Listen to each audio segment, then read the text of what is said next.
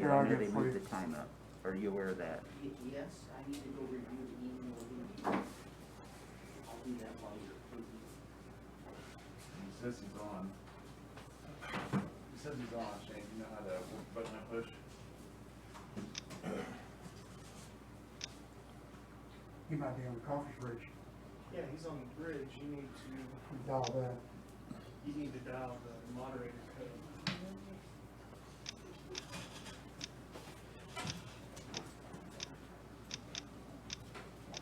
Good morning, Will.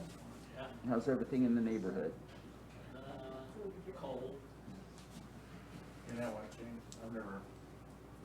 I ain't hearing nothing. I ain't know either. It drives me crazy. It should be so simple. 9-1. Found. Have you seen this I got you. Dial 9, study? 9-1. then 1. What is that? Oh, Oh, like masks. There we go. 9. Yeah. I've seen it made. Huh? I've seen mine. Oh, wait a minute. no, What do you, 16. Well, that's what I was wondering. Right. Read the article. I got more. Yeah, fine. you What's got it on it. there? Say. Got one. It may have been This is too what, low. this is the detail. So it doesn't say. I don't know. I'm just reading Oh, what it I'm says. sorry. I need to update my deal there. I can see a 9 attacking a 0 in a heartbeat. I print this I'll up. look it over. I'll look it over. Yes. Yeah. Please enter your participant or moderator code followed by the pound key. Moderator, that one right there. 7 9. Hope Becky. You say called in? Hope she does. You mean today? Yeah, she should be. You didn't give anything? But I don't know. I don't know. Part number or the post number? We do a pound. Pound Or that the too. pound? I'm sorry, that conference code is not scheduled for this time. Please enter your participant or moderator code followed by the pound key. Try it again. 7915. So what, read on the. I'm sorry, that conference code is not scheduled for this time. Please enter your participant or moderator code followed by the pound key. You were on that call. That's the study behind the list of. Please say your name followed by the pound key. There you are. Did you use this? Up to you on it. The moderator has not yet joined the conference. Oh, it's going. That was a good article. I don't know. I don't have it. Oh, thank you. Well, I do. How do I join someone on? What button do I push? This one? Oh, you're not logged in under Oh, my yeah. reading. Oh, And yeah. then here's a graphic that summarizes it for people who need information fast. All right, we'll go old school. Uh, No juice on my cell phone.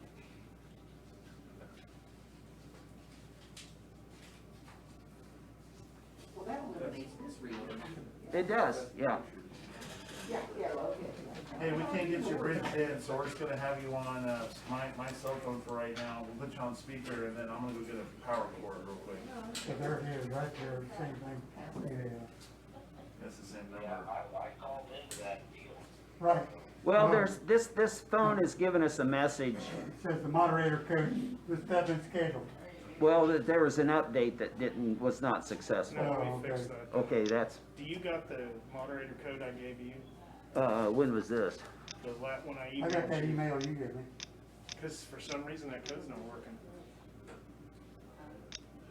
We need to go into the meeting so they can. Okay, we can go ahead. Eric told me that he's still in quarantine, he really didn't have a lot, anything that he really needed to bring up. Have you done the pledge of allegiance or anything? Yes, Okay, sorry. so, but we can really kind of bypass that if we want to. Okay, I'll talk to him later. I'm gonna go grab a power cord. Okay.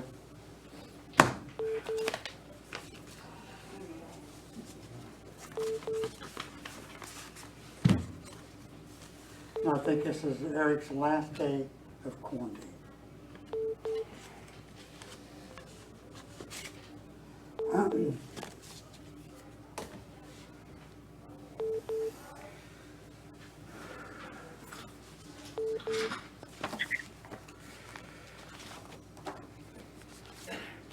So we're trying to get Eric on the phone, eh?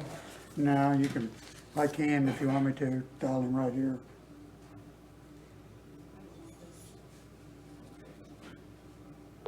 Put him right here, Eric.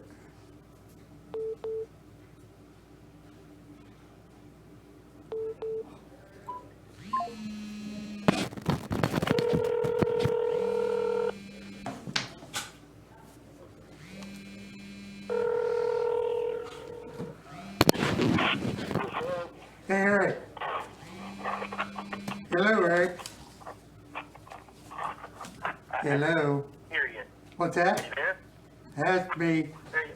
Hear you. You're live. All right. You got anything that you want to really bring up?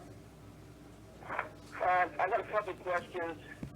One question, and then I need to brief you on one situation. First off, we'll start off on our Mack dump trucks. Okay. We're having some issues with hydraulic pumps not being able to run snow plow blades and the spreaders on the back. We got to the bottom of that. We're having issues with all three of our Macks. The hydraulic pumps that were on there are only big enough to produce 2 to 6 gallons a minute and should be producing somewhere between 18 to 24 gallons per minute. So those pumps that are currently on there are way undersized. The issue that we'll Which ones are Max? all three of the Macks, the 2 new ones and the old one. I guess it's been an ongoing problem. Never heard of it. Have you? Well, Yeah. I think Eric told us about this earlier. Last week. Yes, yes. Well, and that was the first time I heard of it. Yeah, me too. But Eric, So- the pumps, are they appropriately sized for the dump trucks to serve as dump trucks, but not appropriately sized to run hydraulic powered? I don't know that they're appropriate size for the dump trucks because I'm hearing that it's taken an excessive amount of time for the beds to lower. Well, when so- I know that when these things were ordered, they were ordered specifically to handle snowplows. Right, that's exactly what's brought to their attention, and they've had the problem ever since they've got them, is my understanding. But anyhow, we are working with everyone trying to get this solved and Okay. and get the trucks back up and running at no cost to us is where I'm trying to go with this. So All right. we didn't get what we ordered, and Correct. that's where we're at. But I just want to give you an update on that. Another quick question I had for you on the fiber optic lines that were put in.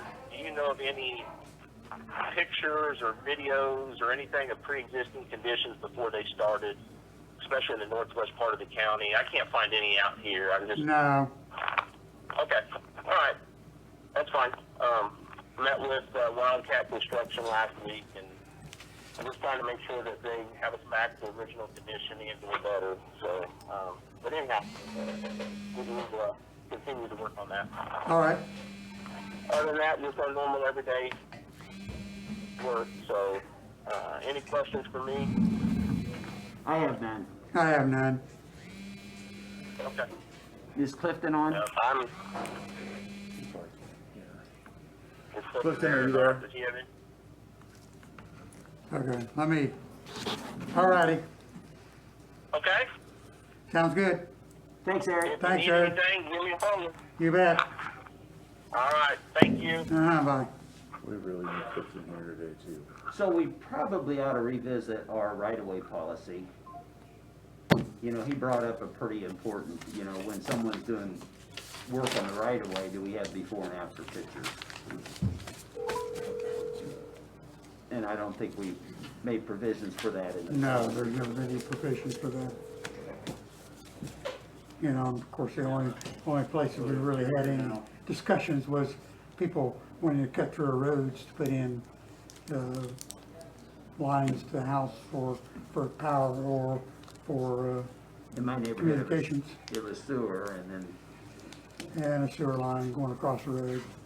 anyway, then those don't get put back into place, and it becomes a constant maintenance problem. I do have a quick test. Hey Clifton, could you go ahead and talk real quick?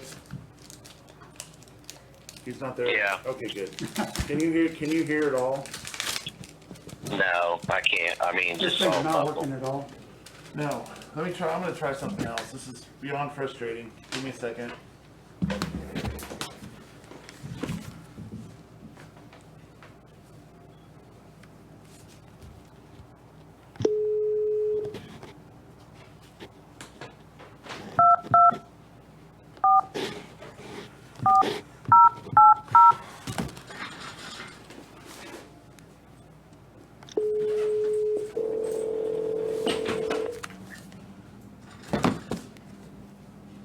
Hello.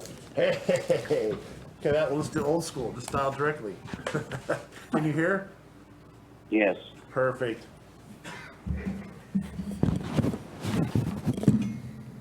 We just had a discussion with Eric Bailey. He's having some hydraulic problems with the Mack dump trucks that he's working through with the manufacturer. They don't seem to want to work properly on lifting the blades on the snowplows. Okay.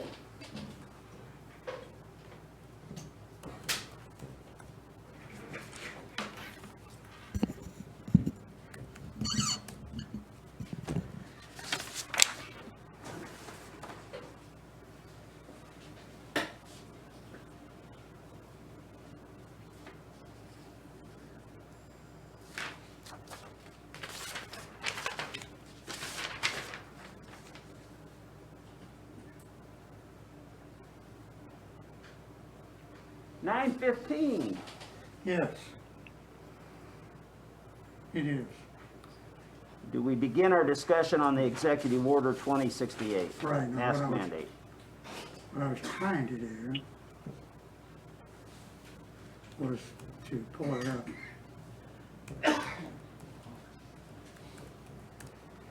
Here we go.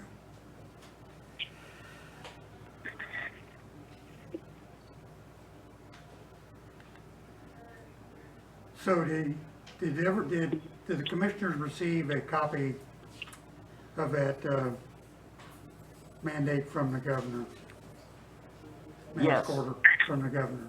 Yes, I received that. I also participated in a conference call with the governor and Lee Norman. I guess you did too? I did, yes. On Friday. And the governor indicated that she was given the counties a week to determine whether they want to opt in or opt out. Is that correct? That's the way, from what I understand, So she's still supporting the, or craft their own version. or craft their own version that can be more or less restrictive than the one that she has proposed. And really the goal is, the goal of her message, I believe, was to allow a little bit more community buy-in because of what is happening with the number of new infections. We also received a letter from Becky Johnson, who is the public health officer for several counties, last week, and she's indicated that she would be supportive also, in addition to the mask mandate, if you can, a limitation on group sizes. And if you can remember, back in April, there was a limitation of group sizes of 10, and then after certain conditions were met, you know, the infection rates, et cetera, then it would open up to 45, and then 90, and then full reopening. So that was part of what was called the ad astra per astra reopening plan. I've since talked to Becky Johnson yesterday, and she says currently we have 108 infections, active infections in our community. And this number has been fairly consistent, you know, as people come off this list and people come on this list. But anyway, they're working 108 cases in this community, and that number has been stable for a period of time. I don't know if it's 2 weeks or what, but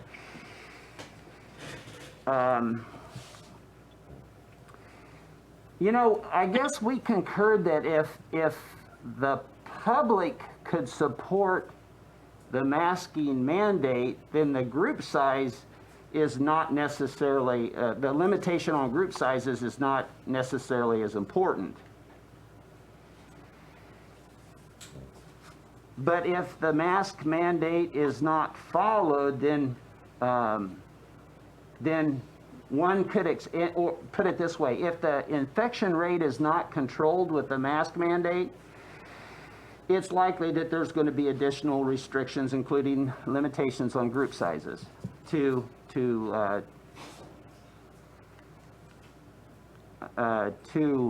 I don't know, control, if you will. I don't know if we can control this virus, but You're supposed to try to break the cycle. to eliminate the devastating impacts that this could very well have on our community if we do nothing. Now, I believe that in the responses that have been sent to the commission, the school board's going to testify a little bit later. I believe the public is a little more willing to accept a mandate for masks, and because I think all of us now know somebody who's had the virus, and maybe half of us know somebody who's died of the virus, and you know, I've heard comments like, you know, now we realize it's real. You know, it didn't go away with the election like many people thought it would. So, to make a long story short, I'm going to make a motion that we support the governor's executive order by opting in. So, Jeff, would you want me to read this order? Sure. I'm gonna probably bypass all the whereas on the executive order and get into the actual now therefore pursuant to the authority vested in me as governor of the state of Kansas, including the authority granted me by KSA 48-924 and KSA 48-925B and paragraphs or parentheses brackets C brackets 11.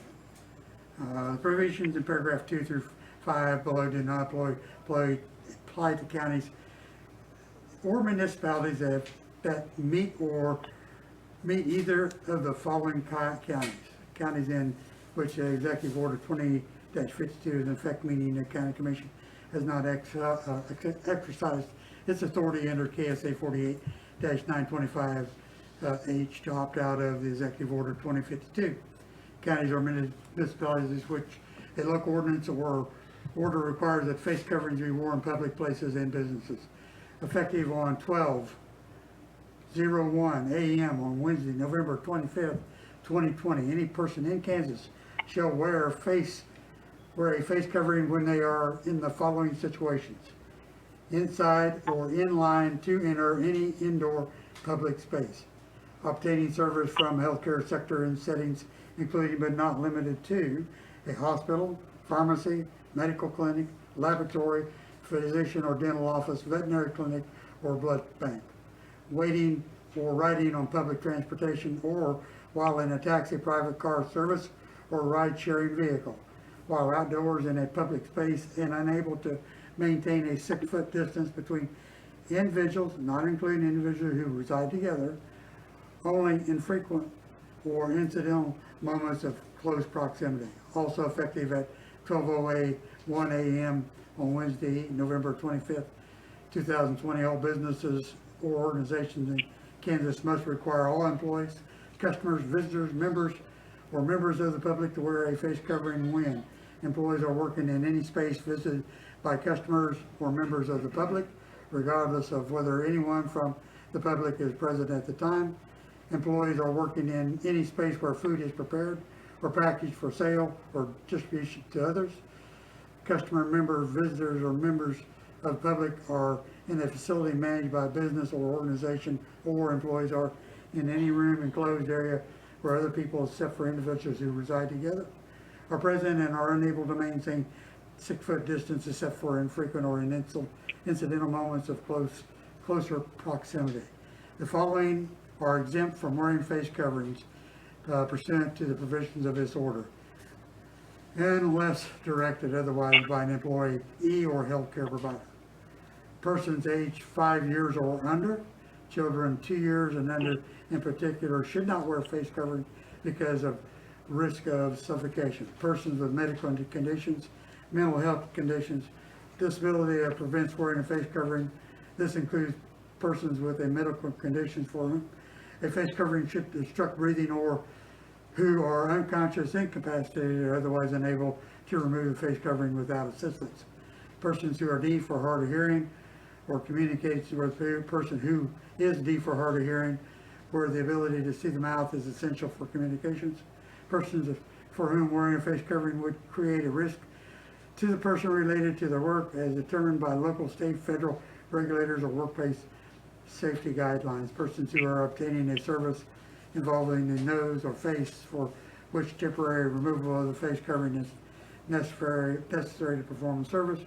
Persons who are seated at a restaurant or other establishment that offers food or beverage service while they are eating or drinking, provided that they maintain a 6-foot distance between individuals, not including individuals who reside together with only infrequent or incidental moments of close proximity.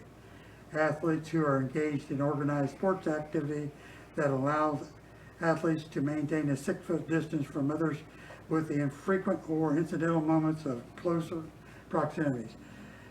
Persons who are engaged in the activity that a professional or recreational association, regulatory entity, medical association, or other public health oriented entity as determined cannot be safely conducted while wearing a face covering. Persons engaged in activity or event held or managed by Kansas legislators. A person engaged in court-related proceedings held or managed by the Kansas judiciary. Person engaged in lawful activity during which wearing a face covering is prohibited by law. I'm not going to go into the definition. Okay, go ahead, Jeff. So I do make a motion to opt in to the governor's state mandate that is effective beginning, I think, tonight at midnight, right, or tomorrow at midnight? Yes, 25th, tomorrow. Do I hear a second? Second. Any discussion? All in favor? Aye. Aye. All opposed, same sign. Motion carries.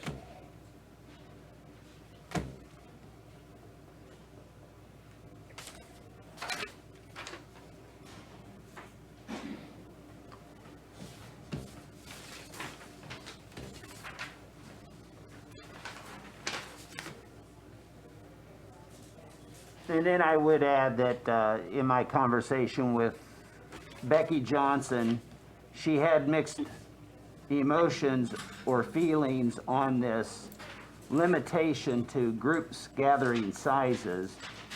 And I think that we can agree that we could give a little more time to see if just the mask mandate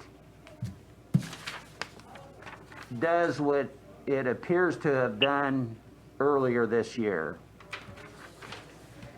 And what this is a single-page graphic of the study that was presented on the governor's call, where in counties that did not opt out, they saw a 6% decrease 6 weeks later in new cases of coronaviruses, and the 81 counties that did opt out saw a 100% increase in cases over that same time period. Any questions on this study? On a personal note, since I have grandchildren living with me at the present time, it is very inconvenient, to say the least, to have someone that is quarantined in your home for 14 days. So we went through that just in the last 2 weeks. Thank goodness that we did not get any infections, but the reason that Uniontown closed down was that they did see a 235 closed down. They did see a substantial spike in the COVID cases and opted to close down until November the 30th. That's when they'll go back to school.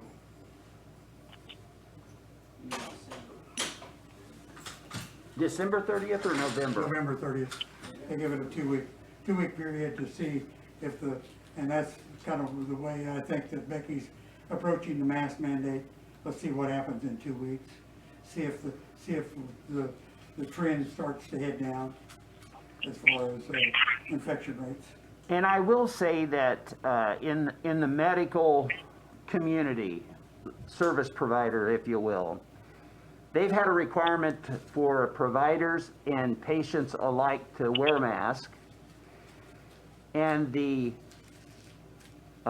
let's just say the disease transmission between patient and provider is less than the risk of getting it from a coworker at one of those facilities. And what that would suggest is that perhaps the medical community and perhaps we need to pay attention to where, I call it the water cooler effect, where we at work, let's just say, let our guard down to eat our lunch together or do those things together without our masks, because the healthcare professionals are seeing all these, these 108 active cases. They're going through the system, and yet they're not transmitting that through the system, through the providers, then back to patients. We're not seeing that in the data. But rather we're seeing more people, provider infecting provider, and that risk might be associated with the facility in what I call the water cooler effect. You have a question? Yeah, I didn't know, yeah. So, it sounds like, because I'm starting to get questions, people asking me, and I want to give somewhat correct information. So we were already under a mask mandate. Yes. From June, but now this is tweaking that some, as far as speaking directly to employers, how to conduct yourself in a restaurant, and that kind of thing, and some other things in there, correct? So you bring up a very important point and I think the governor on Friday said it is essentially the same thing.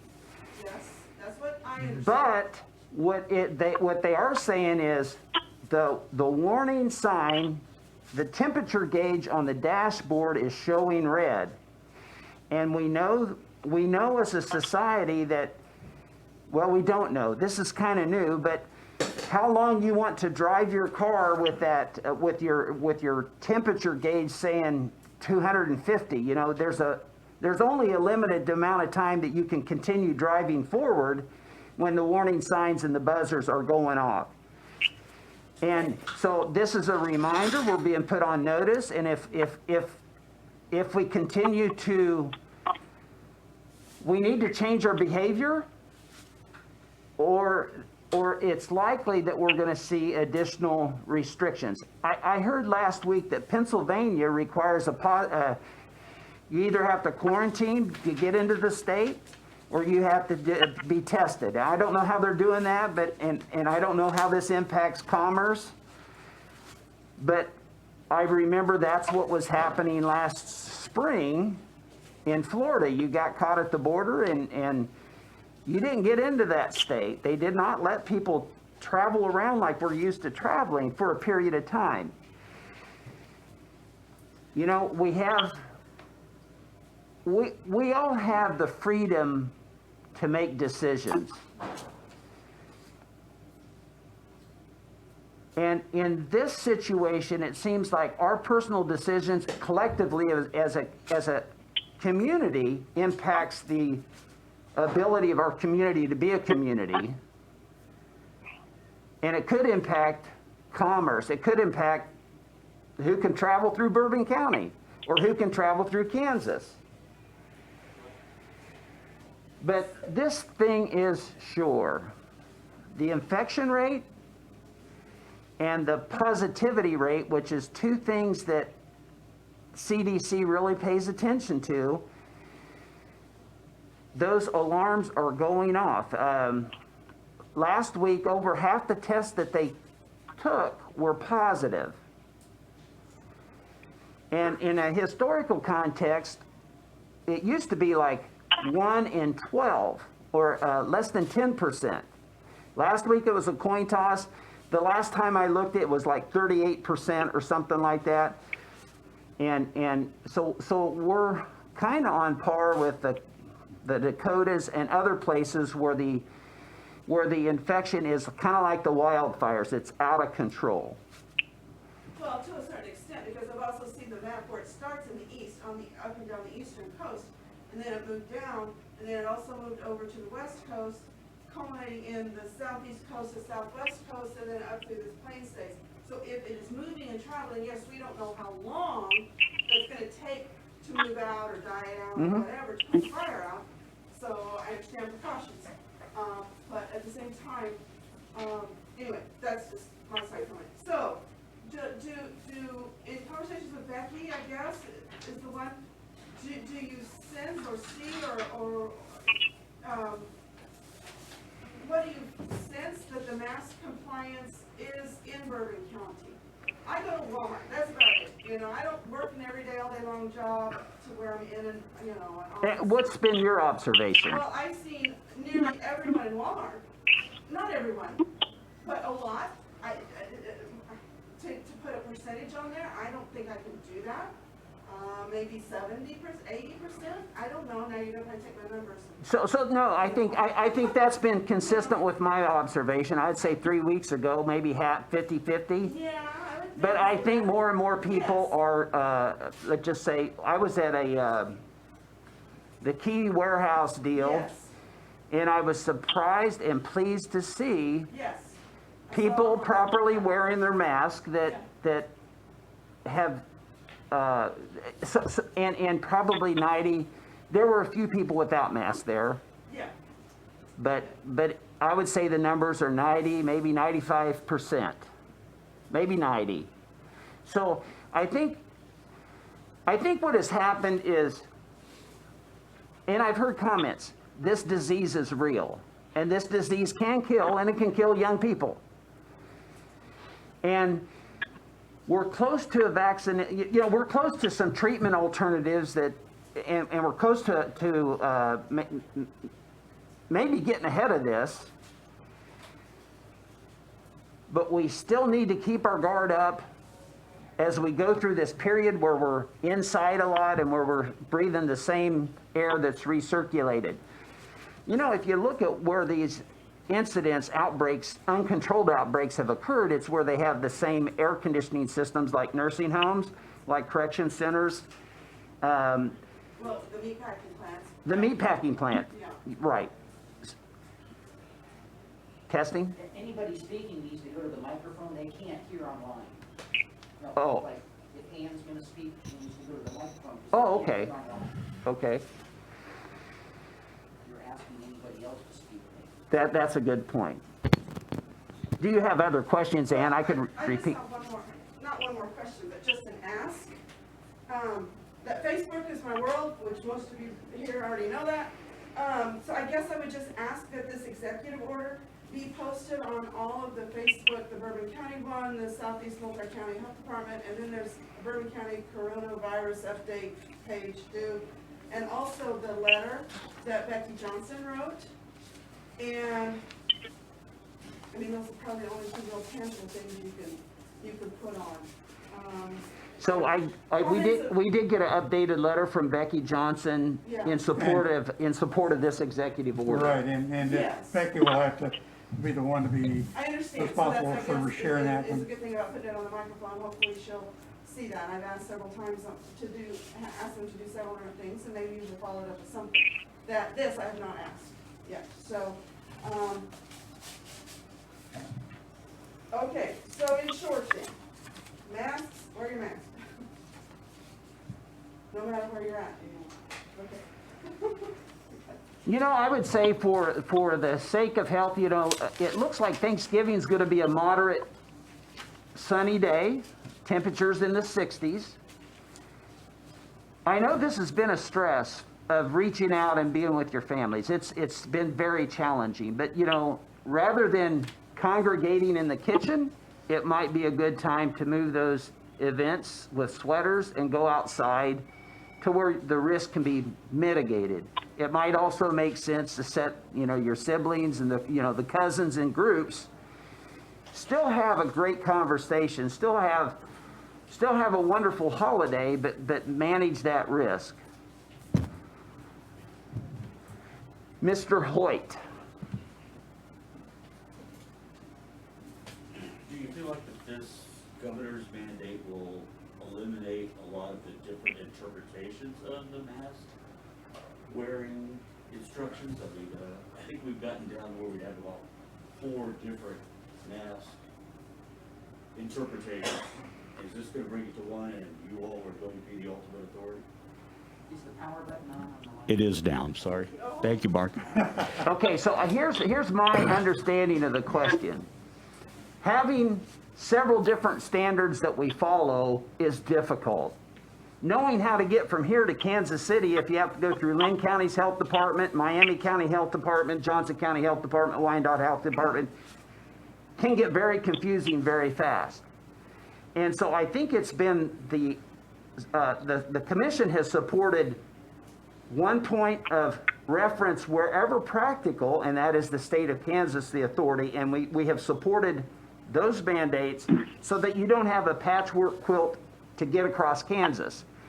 Other states now are doing, let's just say, severe. Kansas has restrictions. If you're coming from South Dakota, you quarantine, you do certain things.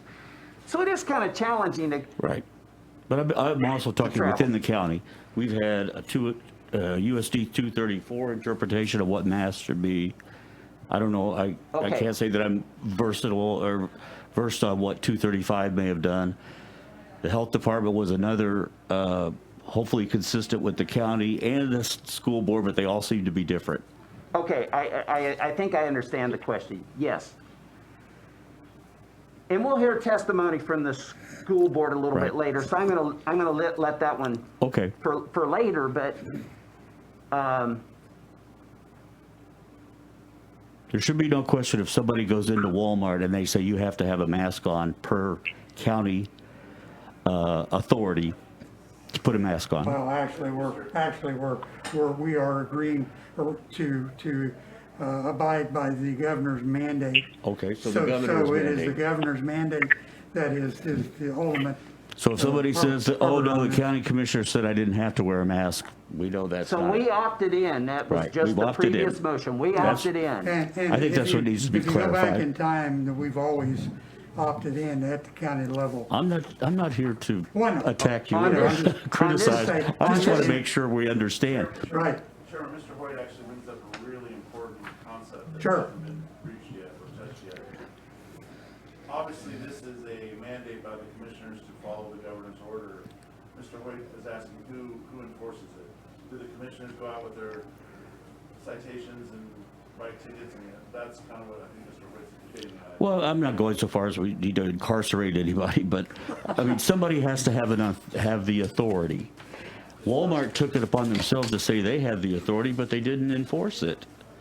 I mean, they're not enforcing it out there right now. The commissioners don't have any enforcement. Well, I think there should be some implied enforcement, if not strict enforcement. and But, I know that we are in discussions okay. with that issue. I just think it would make it much easier on all of us if there was some sort of implied authority to quote. Thank you. And I guess I'm pleased with some of the changed behavior that I've observed with my own eyes as I go to places in public and buy my groceries. I'm optimistic that our community will rise to this challenge, and I'm optimistic that we're going to get through with it just fine. We're going to have to do things a little bit differently. I understand that having different rules for different people is confusing. I really understand that, and that's why I've always supported following the mandates. Right. I've been in situations where people don't want to follow the mandates because they don't have they're not philosophically aligned with perhaps the governor's views on all different things. But I do believe this with all of my heart. Governor Kelly and Dr. Lee Norman have our public health interest as their highest priority. It's not political for them. I really believe that. And we got to get past that. They have warned us that we got to hunker in for a couple years maybe till we get through this. Right. And you know, this morning when you watch the news reports, they're optimistic that by spring or early summer that we should be close to breaking the cycle. I'll just make one more point. I don't think it's responsible for anyone outside, below the commission to say, we're not going to arrest anybody if they're not wearing a mask. We are going to, I think you should say, we are going to approach people who are not wearing a mask. And I guess based on their ability to comply would be a deciding factor on how you go forward with that person. I view it much like wearing a seatbelt. Yeah. That was a personal choice. Well, I think where we've been at in the discussion is, not a different but same comparison was secondhand smoke. We eliminated over time smoking on airplanes and in office buildings because of the effect of people on secondhand smoke. This is just ramped up even farther. I was around a lot of secondhand smoke in my life, but fortunately, so far I don't know of any effects. But I don't want to get your coronavirus and find out. And I don't want to give you coronavirus. Right. Thank you. Because it Thanks, Michael. it impacts both of our ability to serve the public. Is Monica here? Are we having the Sparks update today?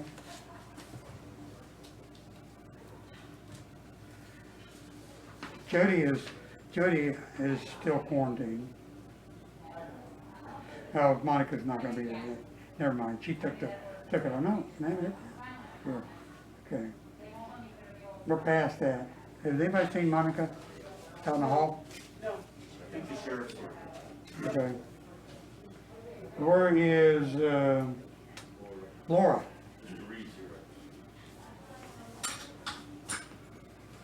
You wanna call Laura, see if she's ready? 9:45. Kendall? Do you mind calling Laura, see if she's? Can I just say one quick thing while I have the podium clean? She wasn't ready. All right, so we can revisit that holiday meal. Jeff? So Mike, I was just going to ask to speak one more second. I had intended to present to the commission some information that I've been putting together on advisory boards and comparisons to Johnson County. My work product isn't where I want it yet, so I'm going to defer that to next week. okay. Okay? Okay, Thank you. thanks, Michael. All right, so we were discussing the holiday meal. We had a few options on the board for a holiday meal last Tuesday, and one of them was to delay the holiday meal until the summer, and then have a gathering this summer with a holiday meal. Or we could cater in a holiday meal and let our employees pick it up, or we could give them a gift card for the holiday meal. So that, if I remember correctly, that was our three options. I know that it was presented to me, one person that we could cater in from Chicken Mary's for about $6 a meal. Or if we wanted to not go that direction, we could maybe do a gift card in December so they can do with what they want to at that time. And I think from a few comments I had, that they really like that idea of just having a gift card for the holiday season. Comments? Well, we have done the gift card for the last 2 or 3, maybe even 4 years. Maybe we can up a little bit. And What do we have, $25? Yes, and that is to stay within the limit to where we don't have to do withholdings on Right. that gift. Right. In the past, we've given them to the different the different grocery stores around town.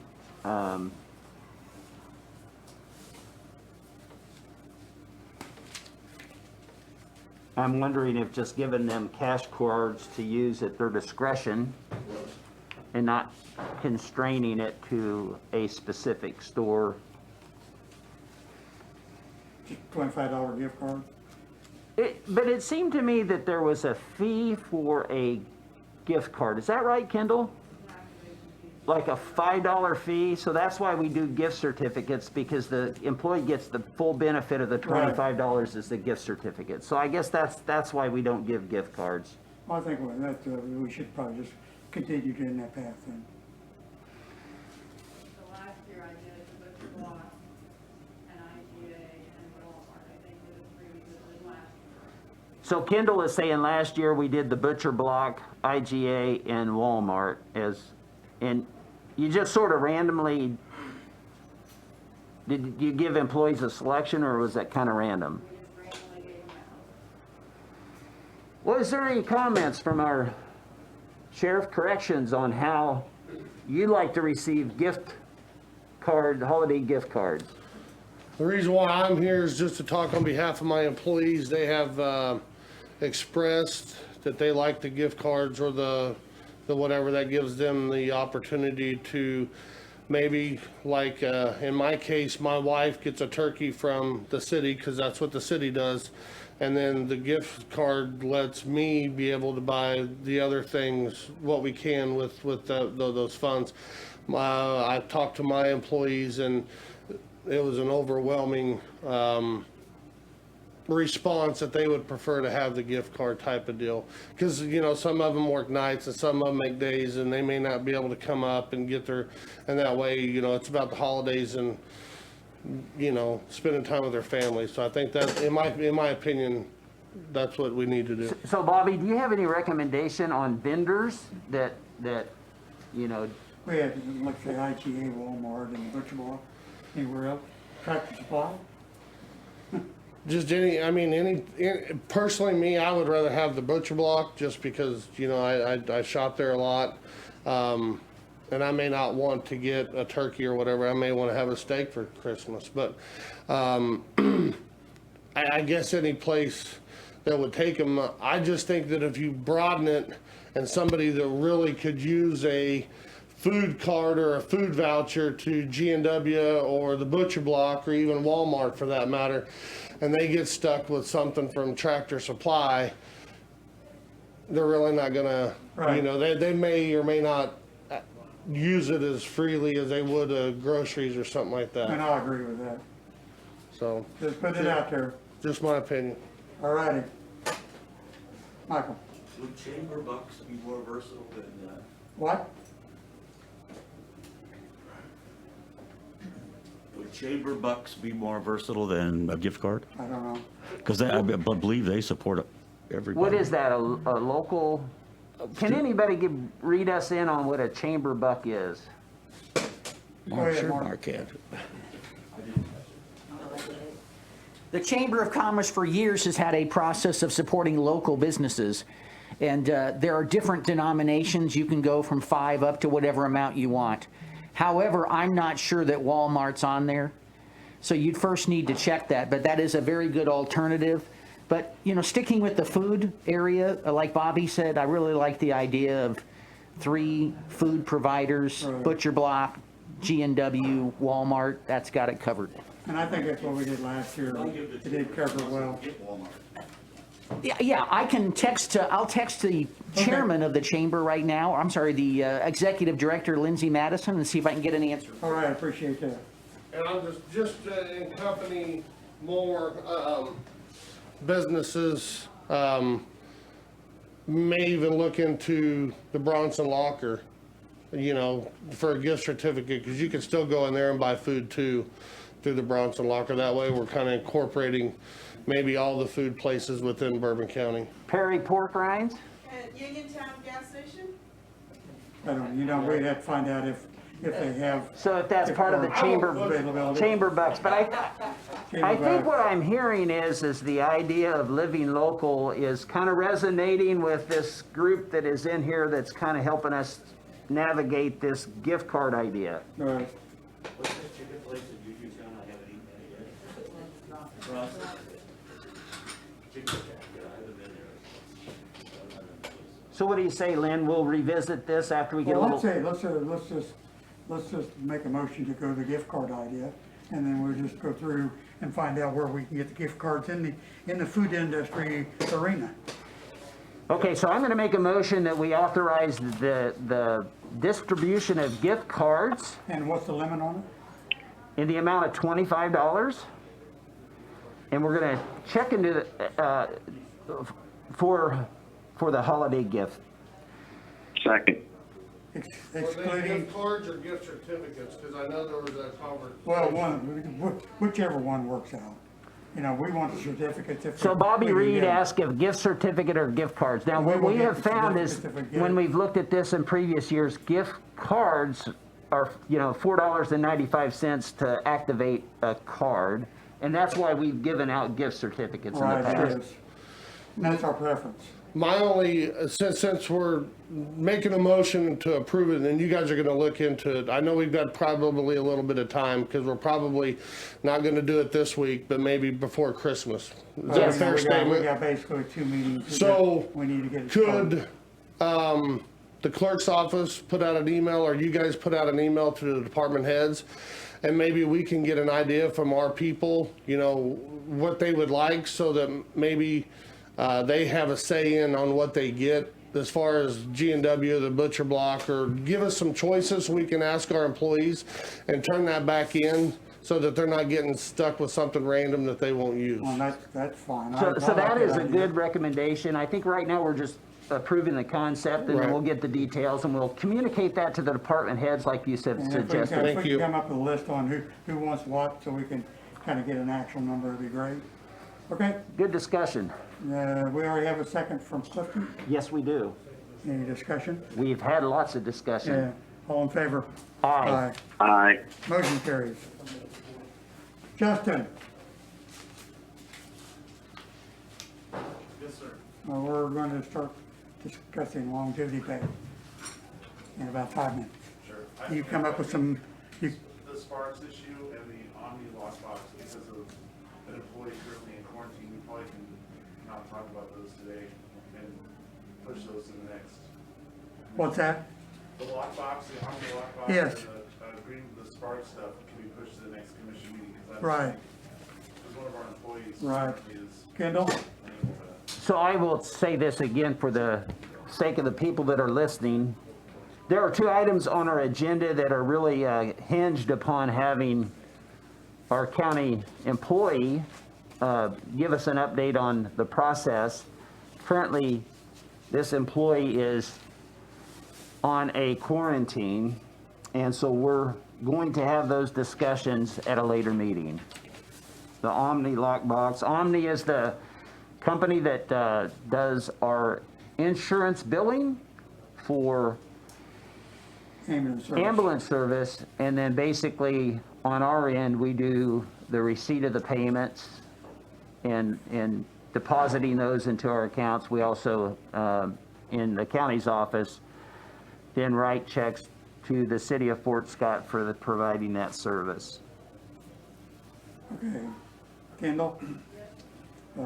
The Sparks funding update and the Omni lockbox, would you put that on our next commission meeting? Yes. Thank you.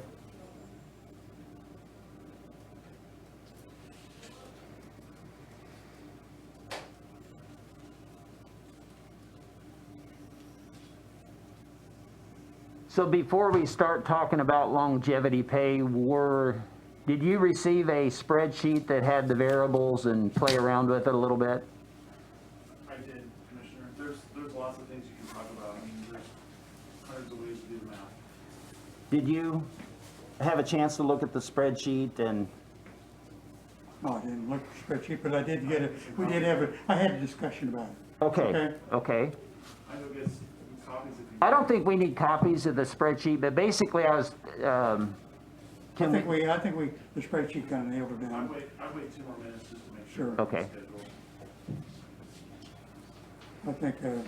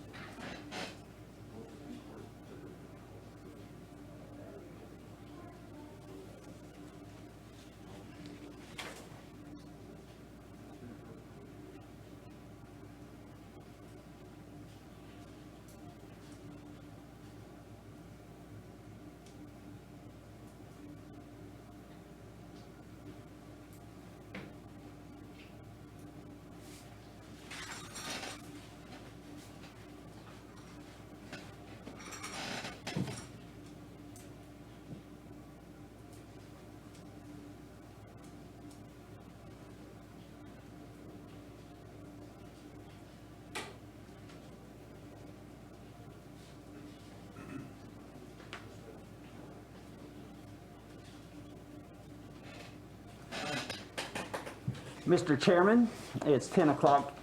Should I provide a summary of? Yes, let's, Okay. we will start our discussion on longevity pay for our employees. So longevity pay has been a discussion for several years. We currently have a longevity pay on every one of your paychecks. And years ago, we talked about making this a more meaningful amount. And more recently, we talked about, or maybe a year ago, we budgeted $51,000 for funding this idea of longevity pay with the intention that we would pay it out at the end of the year, okay? We talked about this last week, and there are some variables that we needed to consider. You know, we have the budgeted amount at $51,000. We also have an employee list that gives, that you can calculate how many years of service they have to our county. And so from that, the variables that we need to figure out is how much do we want this longevity pay to be, and when does it qualify to start, okay? And I'm going to give you the answer that I came to, and then we'll back into some of the details. And here's what I propose that we consider today, is to set the date of qualifying at the end of this year, and then have a 5-year of qualifying service for this longevity pay to begin, okay? If those are the parameters, there's approximately 483, let's just say, years of service by people with 5 or more years as of the end of this year. So that would, and then distribute that out to the number of recipients. And in round numbers, that would afford $100 per year of service in a one-time payment here in, you know, whenever we write the checks. So for example, an employee that has 10 years of service would have a gross benefit for one-time longevity pay of $1,000. Someone with 5 years would have a benefit of $500. Someone with 4.9 years would have 0. Again, this is based upon some review of the numbers and the dates, adequately funding. And I might add that I have work for a large company, and I've been part of the performance and compensation programs, and it's very consistent with I would say we call them employer of choice type benefits. You know, you think about the education process, it's typically 4 or 5 years after high school. The problem that we were trying to solve 3 or 4 years ago was this. We had a father and a son who were doing the same thing, and they were getting the same pay despite the father having worked for the county for 25 years. They were doing the same thing, but we had no differentiation for longevity. And when we were looking at this in the past, we were looking at spreading this longevity out and paying it each pay period. And I think the numbers of $100 a year divided by 50, weeks in a year, was consistent with the pattern that we had looked at 4 years ago or 3 years ago. So again, really what we're looking at and deciding on is the qualifying date, if you will, and the qualifying years of service, because we already know the budgeted amount that we have to distribute. Correct. And comments, yes. We talk about concerns. Okay, as I have stated before, I'm pro-employee. Thank you for what you're looking into as far as longevity. There's different opinions in my world on longevity pay, but the $100 a year is fine. That's what I'm getting now, okay? Actually, just a smidge less than that. Here's my concerns, is if we start, I'm trying to retain, okay? A few months ago, maybe a year or so ago, I had brought up and did a presentation to you guys on my turnover. And at that point in time, in 8 years, I had gone through 85 employees, okay? So I'm trying to retain. We're talking about benefits, longevity, what have you, but I'm trying to retain. I feel, and this is just my opinion, we need to start this earlier instead of 5 years. Most of my people, out of those 85 people that worked for me that had either quit or resigned or moved on or did whatever, left for pay or they moved, what have you. But they left. And we need to try to keep these people here, okay? One of our current benefits, which I don't agree with, but it was before my time. 3 years, you get 3 weeks vacation, okay? Most places you have to work 10 or 15 years to get 3 weeks vacation. So if we're starting the 3 weeks vacation after 3 years, I think we at least need to move this down to try to keep some retention down. I don't think that starting at 5 years, I think I've got 2 employees that's been there 5 years. Myself, my captain, and maybe my secretary.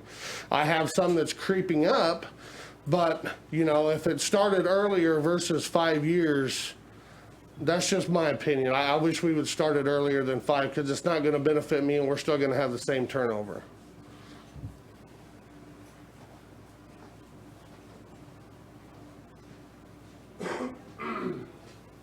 So Jeff, with that in mind, one of the scenarios that you have to play out is if we started at year 1, then we're going to have to figure out if we're going to cap it at the top end, just because we only have $51,000 to work through that. What if you started lower, like at years 1, 2, and 3, and then at year 5 you worked up to the $100 a year?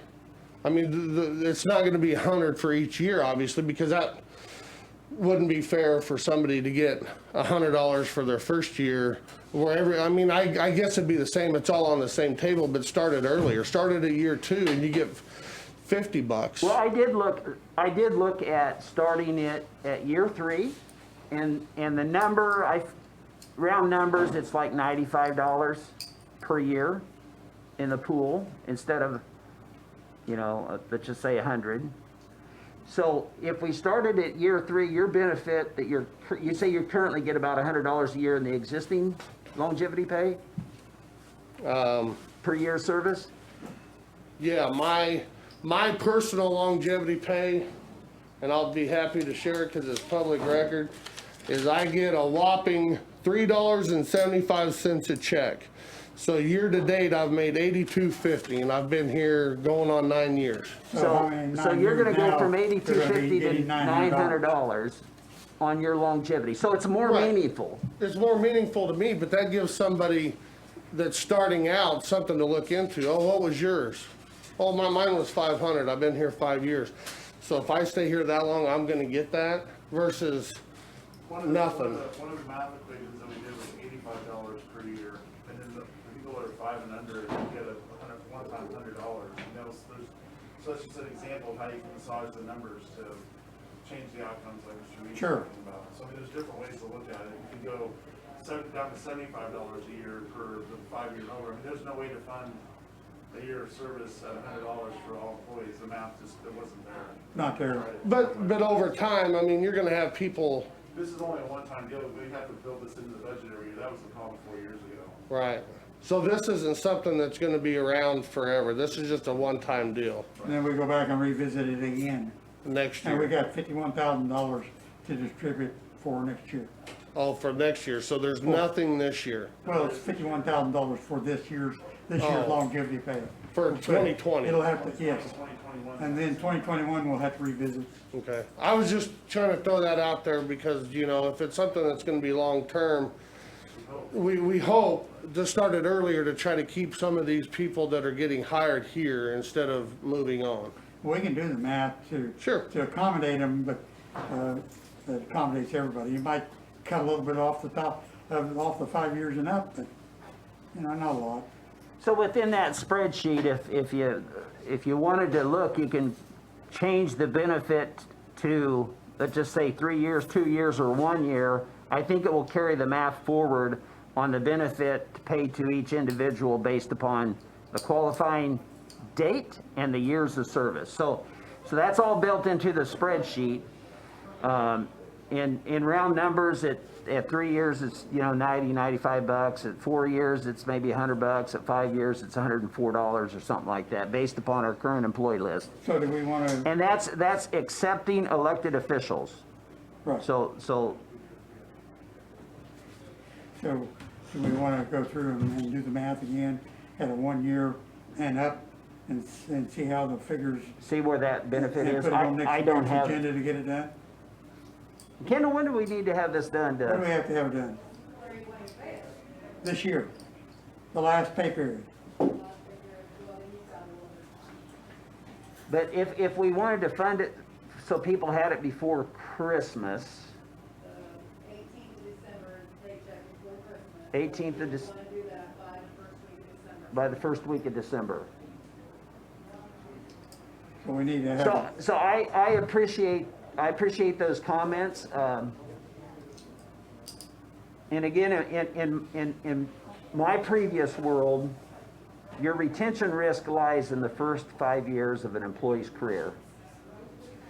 And so my selection of 5 years wasn't arbitrary. It was based on some kind of experience.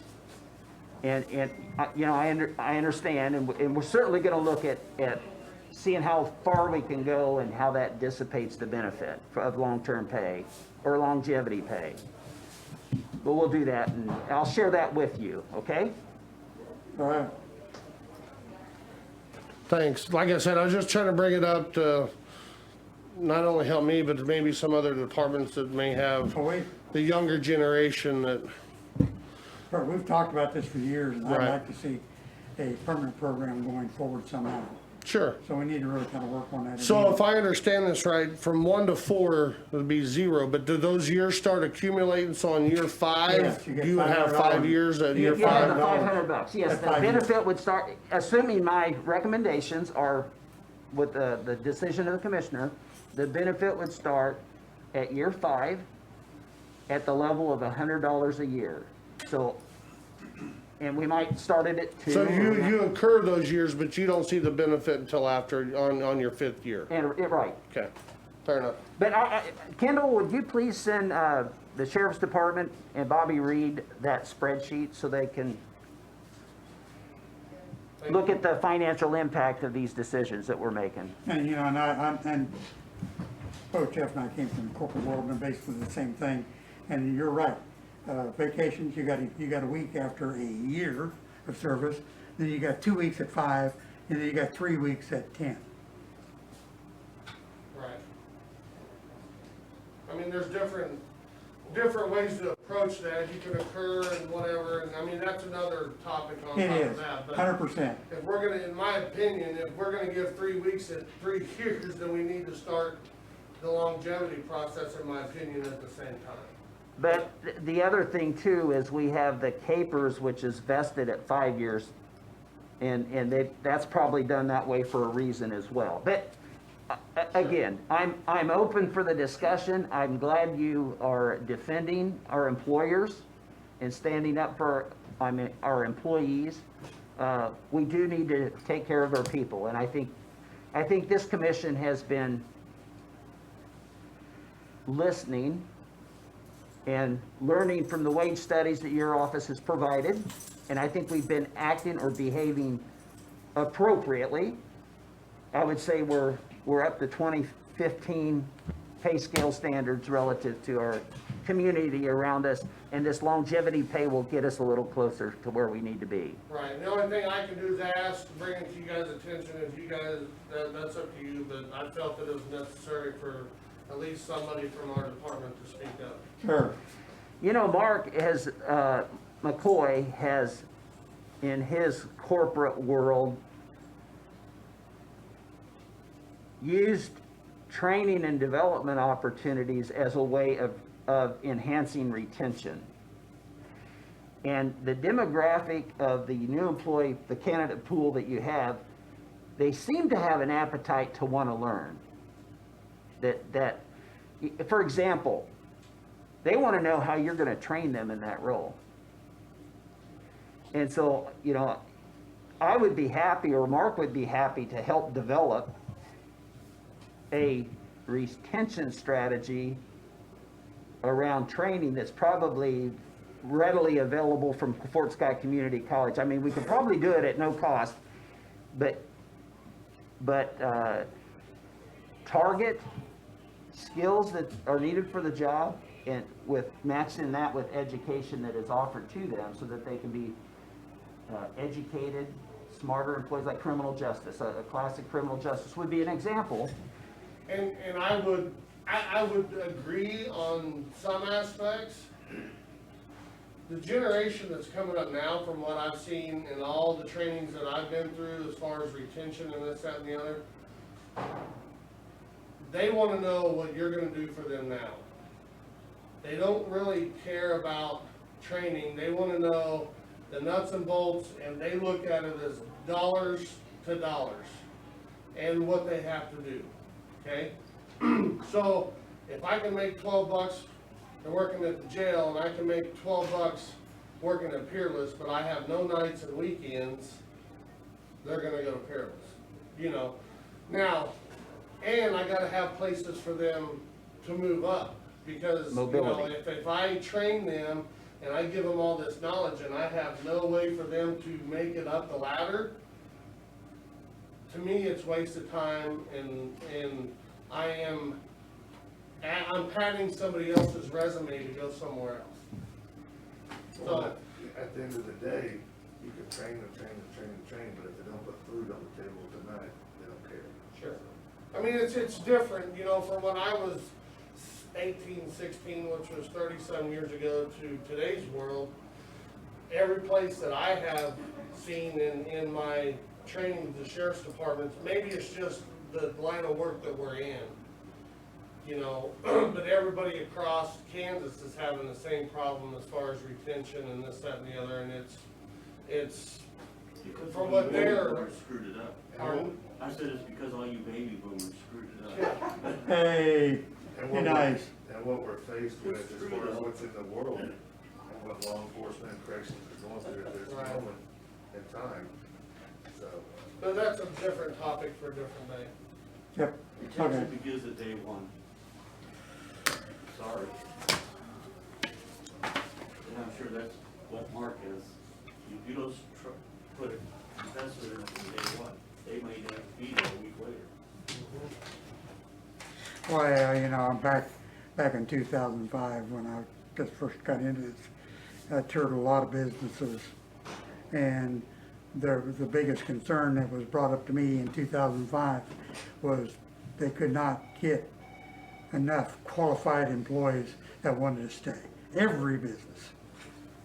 And a common problem is after their first paycheck, they didn't see them for a few days. That's I mean, right. that's very That's a very common in the common thing. workforce, and perhaps you've experienced that as well.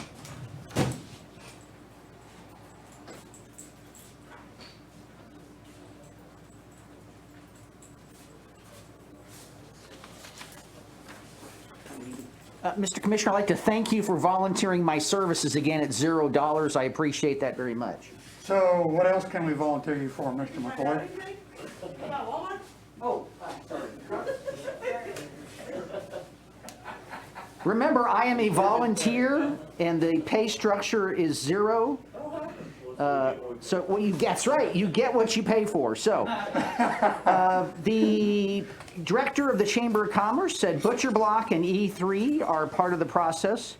There are approximately 60 local businesses and restaurants, but not Walmart or G&W. Okay, But I could inquire to see if G&W is interested in this. okay. Walmart, being the world's largest corporation, physical sites, would not want to participate in this, so.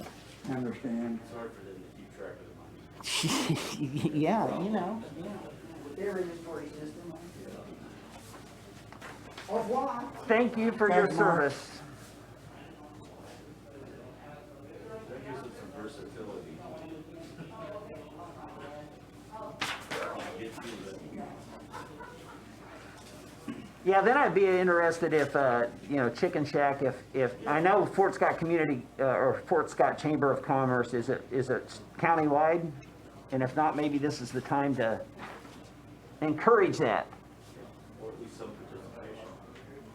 And I don't know how the Buck Stick works, whether she charges $49. I don't know. No, I think they're straight across. You give them $5 for, yes, $1.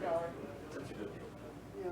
It's better than paying $5 for a $25 gift card.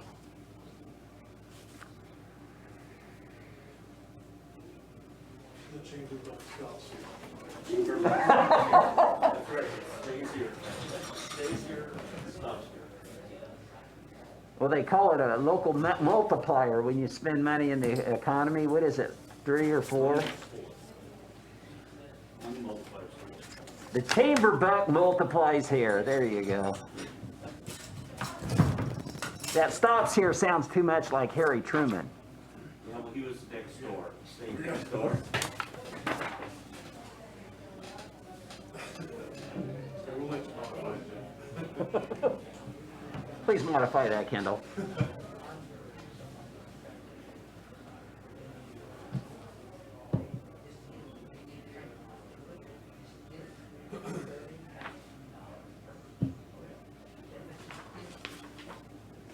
I'll go see if Mr. Anderson's here.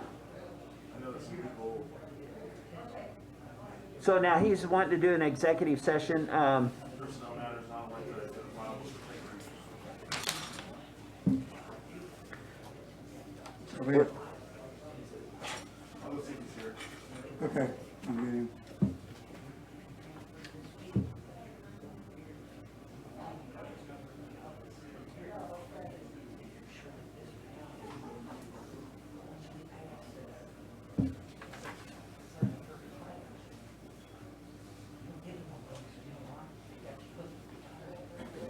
We had a terrible problem at the VA. They gave them a bonus, and they got out, and they applied for benefits.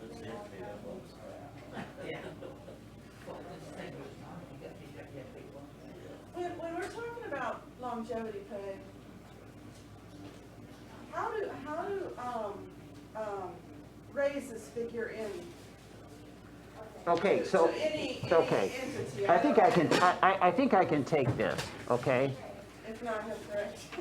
So currently, Mr. Reed says his longevity pay year-to-date is $82, let's say. Yeah. Okay? So we have a longevity pay practice, but it's hard to notice, right? I don't see it. And what we're proposing is a meaningful longevity pay that provides a little wage differentiation based upon years of service. If you think about it, you've been here 9 years, so he knows institutionally a lot more than somebody that he was just recently hired. And so it does provide pay differentiation over the long haul, okay? Now, the other thing about longevity pay is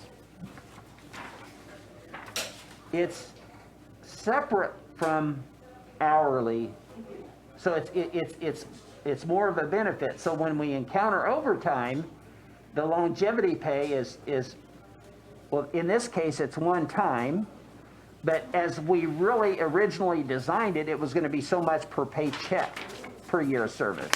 And I forget exactly what those numbers were, but that's how we got the estimate of 51,000. I guess what I want to know, when you're talking about trying to keep people, especially in your world, I don't know if it's so important anywhere else, but in your world, when you're trying to talk about keeping people, what else is available to come along? Are there regular yearly raises, or those?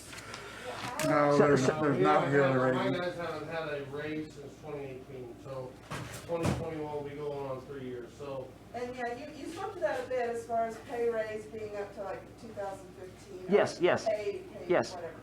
Yeah, we're 2021 and we're getting paid 2015 like. Yeah, right, yeah. So Yeah. really, there's nothing. But Bobby, I think to be fair, if we go back before that raise in 2018 and look back before that, it was maybe 7 or 8 years. It would have been 2013. We got a half percent or a 1% in 2013 or somewhere around there. So it just goes to show, I mean, it's about every 5 years we get a raise, and we're still. And is that true for all county employees? Yes. If one department gets a raise, every department. Everybody, oh, okay. And it's even more granular than that. If you have 3 levels, let's say correction worker 1, 2, and 3, all these people that are classified as correction worker number 1, they're all on the same scale regardless of how long they've served in that role. And with the longevity pay, that provides a little differentiation.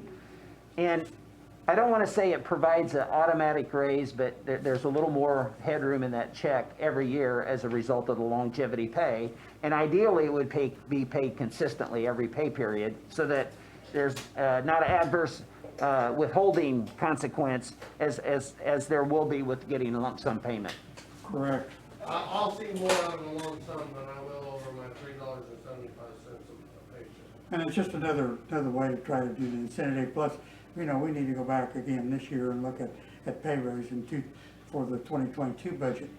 So we can start getting back in line again. And maybe we don't like that we don't get a 3% raise every year, but then again, can our budget afford that every year? You're talking 15% in 5 years. So we have to be careful on that aspect of it. But we also want to be fair to the employees. No pun intended, but do you guys have any other way of putting handcuffs on people to keep them there? I mean, likewise called, or otherwise called golden handcuffs, but Okay. no training incentives. Clamp. No, Anderson. we train Taser, OC. Hang on just for a second. A lot of our police officers, I just lost two on the road. A lot of people are leaving because they don't like the weekends, they don't want the nights. It's instead, when I was working, it's, hey, what can I do for you? Now it's that role's turned. That's the belief. And you know, like in my example earlier, if I can make $12 here, but I gotta work nights, weekend, holidays and all that versus $12 here, I don't wanna go. So you're not necessarily losing it to other law enforcement agencies. Some. Losing it to anybody as an Most environmental. it's pay, and most that they move, or some, you know, a life-changing event happens, or something like that. Out of those 85, of course it's gone up, I've only had to terminate maybe 6 or 8 people out of that, so it's not like I'm in there firing everybody. So do you have people coming in or hired or on staff now that, I mean, you spoke to like the learning thing that Jeff spoke to, that desire to better themselves. I mean, we watch way too much TV for one thing. So, that guy who just was doing stuff, that's all he was saying. Executive Yeah, session. Clint Anderson's asked to go into a executive session. So I move we go into an executive session for personal matters and of an individual non-elected personnel to protect their privacy for 10 minutes. I second that motion. Commissioner, it's gonna stay in this room. Yes, we're gonna stay in this room, so turn your mics off. Any discussion? All in favor? It'd be the 3 commissioners and Clint Anderson. Clifton, are you still there? All in favor, aye. Aye. Motion carries.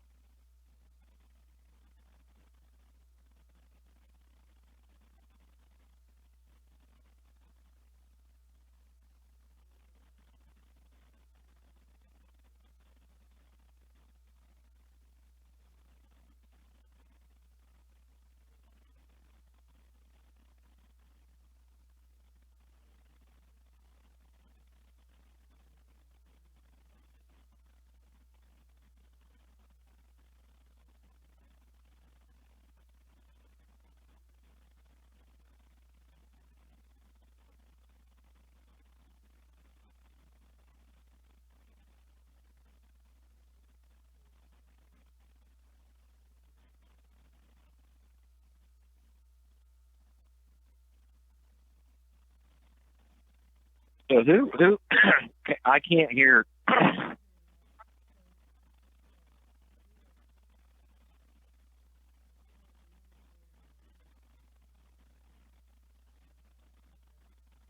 Okay.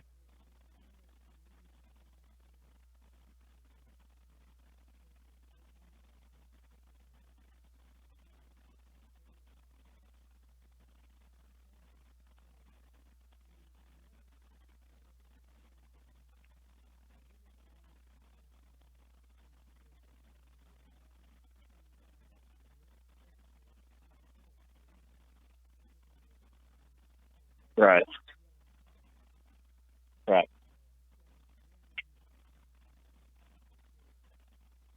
Gotcha.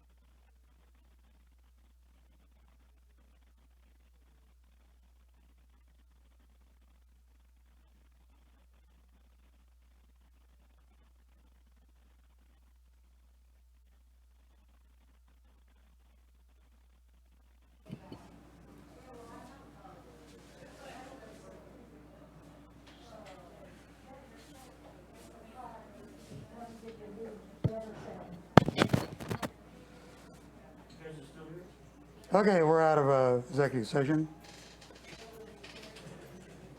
Hey Kendall, I make a motion that we backfill a position that is being opened in our appraiser's office. Here, second. Second. Any discussion? All in favor? Aye. Motion carries. Very good. I want to take about a 2-minute break.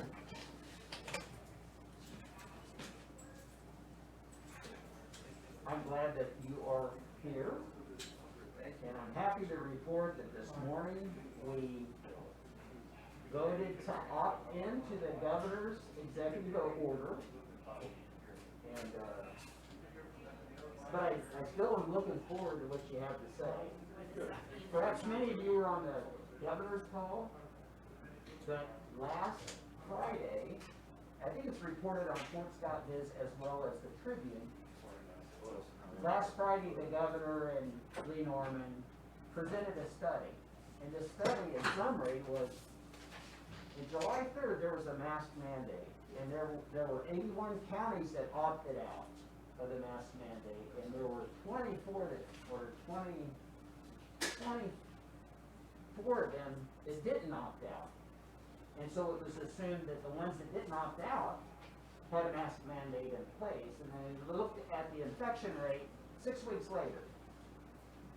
And what they found is those that opted in, and I know this term is loosely, saw a decrease of 6% of the infection rates.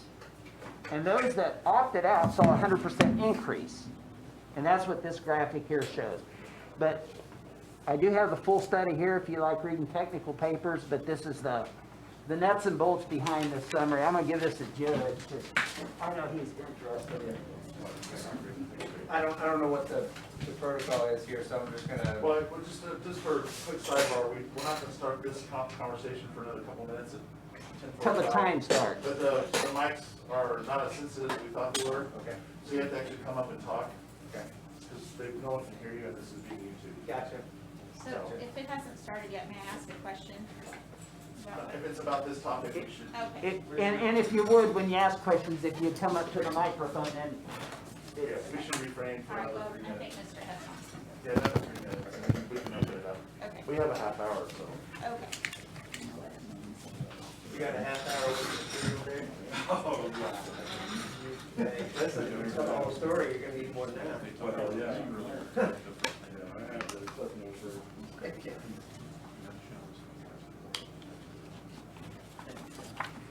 And as we're waiting to talk about this morning, we also discussed, last week we received a recommendation from our health officer to, remember back in April, there was a restriction on gathering sizes. Different phases. Phase 1, it was 10. Phase 2, maybe it was 30 or 45. Phase 3 was 90. And last week, she provided the recommendation that we consider as a commission, not only the mask mandate, but restricting the gathering size to 10. I had a conversation with her yesterday, and I will tell you that she has kind of backed off of that recommendation because she believes that the mask will work. You know, if we have more, just kind of like that data that Secretary Norman presented on Friday, is some suggestion, if we take this to heart and as a community, to keep our schools open, wearing masks should help.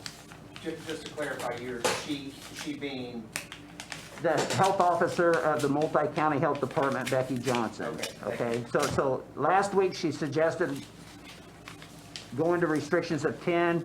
My conversation with her yesterday, she's comfortable with opting in, as we did this morning, the mask mandate like the governor has declared. And hopefully that will take care of the spread of the disease and get it back under control if there's such a thing. Okay. 10:45. So anyway, that was part of this morning's, and just kind of bringing you up to what maybe people who are watching online has already heard. 10:45, we are ready for USD 234.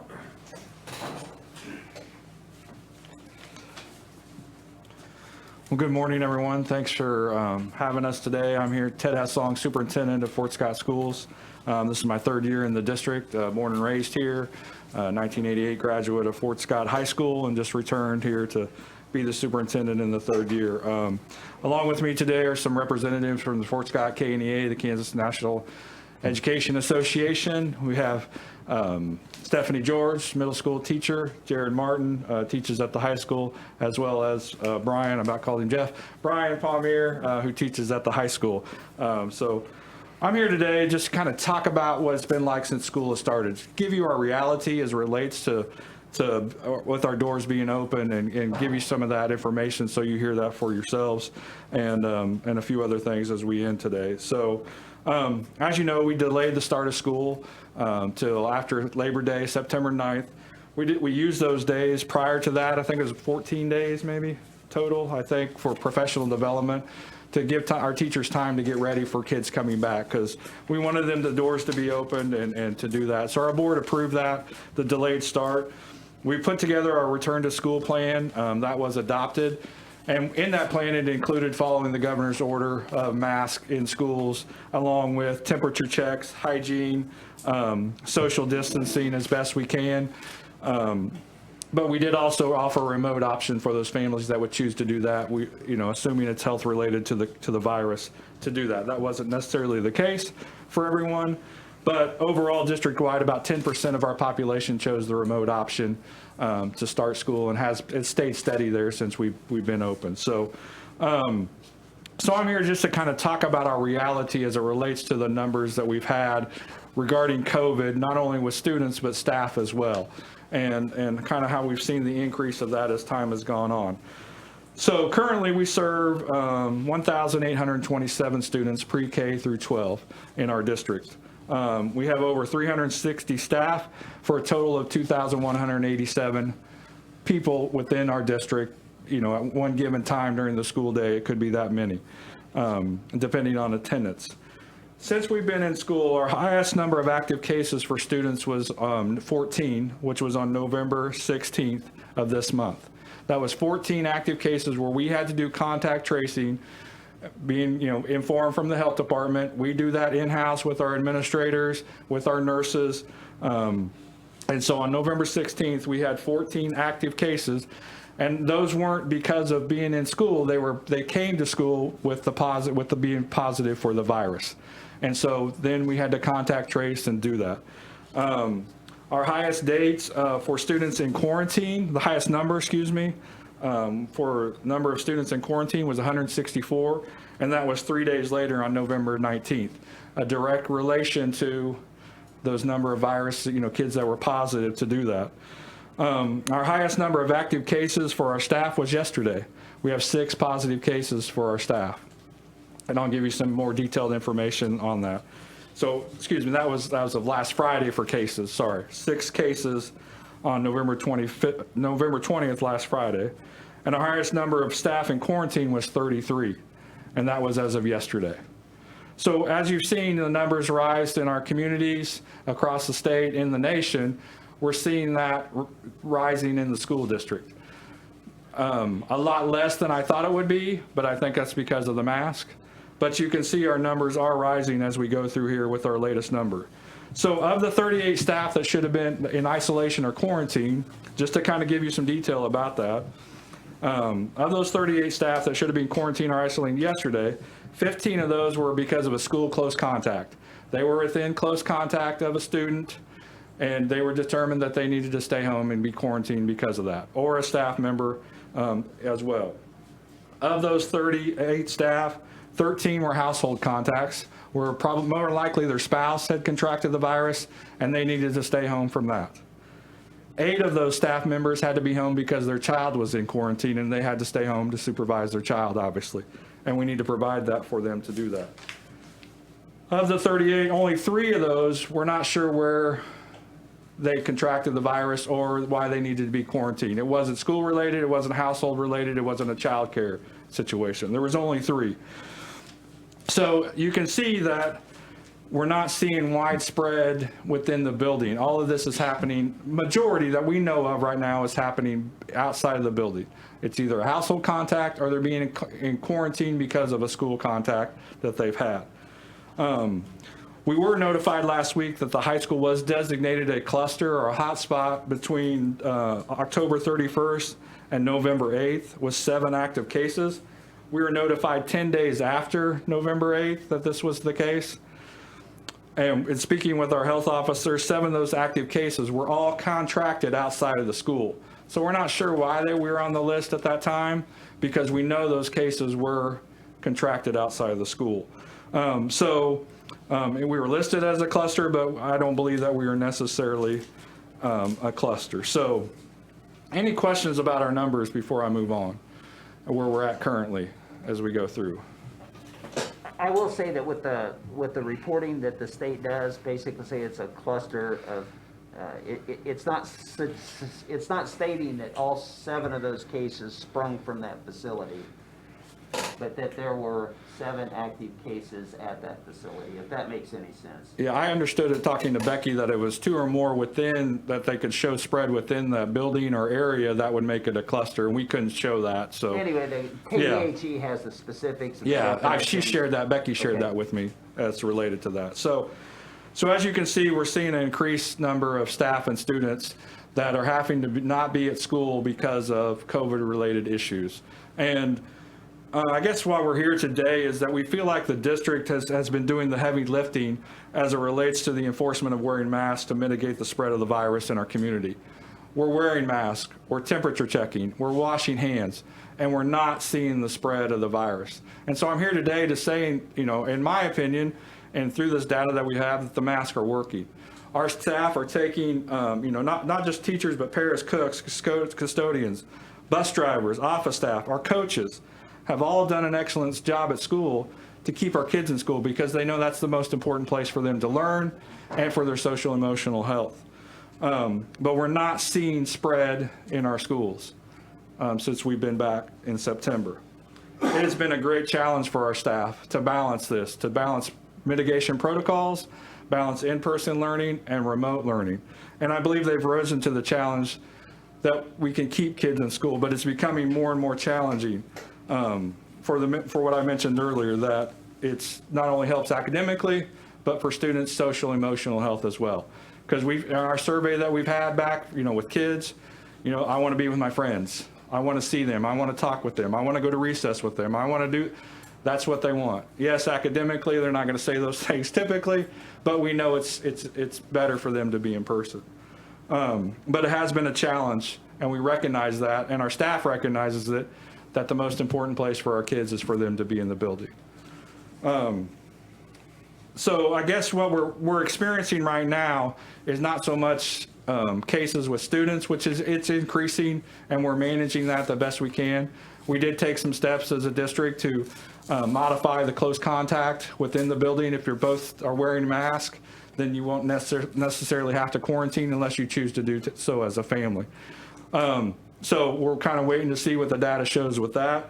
But again, we're not seeing the spread within the district. But our biggest issue right now is staff. As you can see, with 38 staff out of 360 staff, that's significant for us to find coverage for them for supervision of students. And some of those, we have about 17 of those teachers that are out are teaching remotely. That means from home, and they're teaching and doing that. Some of those need subs to have supervision in the building. We're pulling all our aides, paras, everybody. We're doing our best so we can keep it, but it's becoming really challenging to provide subs for these people that need to be out. And I don't want to make it sound like our staff is not doing their part because, as I mentioned before, it's either through a household contact or a school contact that they had to be quarantined or in isolation from the information that we have. But we want to keep our doors open, not only for our students, but for our community. Because we know that if we have to go remote, parents are going to have to stay home, especially at the elementary, and they can't go to work, and that's going to hurt, our businesses, our employers. And so what we're asking of the county commission is to use their authority, which just sounds like you have, and to work with the health department, if needed, to enforce the wearing of masks in public and businesses. It's to the best of your ability. I just want to reinforce to you that spread is not happening at the schools because I feel like we're doing our steps. We're temperature checking, washing our hands, trying to social distance. It's hard. We've got classrooms with 20 kids in it. You can't keep them 6 feet apart. So the masks are helping to keep the spread from happening because we want those kids there. We only have so much space, but we're not seeing widespread at our schools right now. I would also like to ask that the commissioner work with the health department in allocating resources for the school district to assist in contact tracing. Our administrators are spending an inordinate amount of time working with the health department and our nurses, and that's all they're doing all day is contact tracing. And if the health department and the county commission could provide the resource of providing a contact tracer for the school district, that would take a tremendous amount of load off our administrators, but also to have somebody help us evaluate data, to really look at what's going on in our buildings, to maybe implement a testing protocol. They're trying to get that for school districts as we work towards, Thanksgiving break or Christmas break, and the vaccine, that testing could be available for schools. And to have a person from the health department come within our district, to be housed at our district, to assist us with this, because we want to keep our doors open. And we want to keep kids in school because we know it's good for the kids, but it's also good for our community to be open.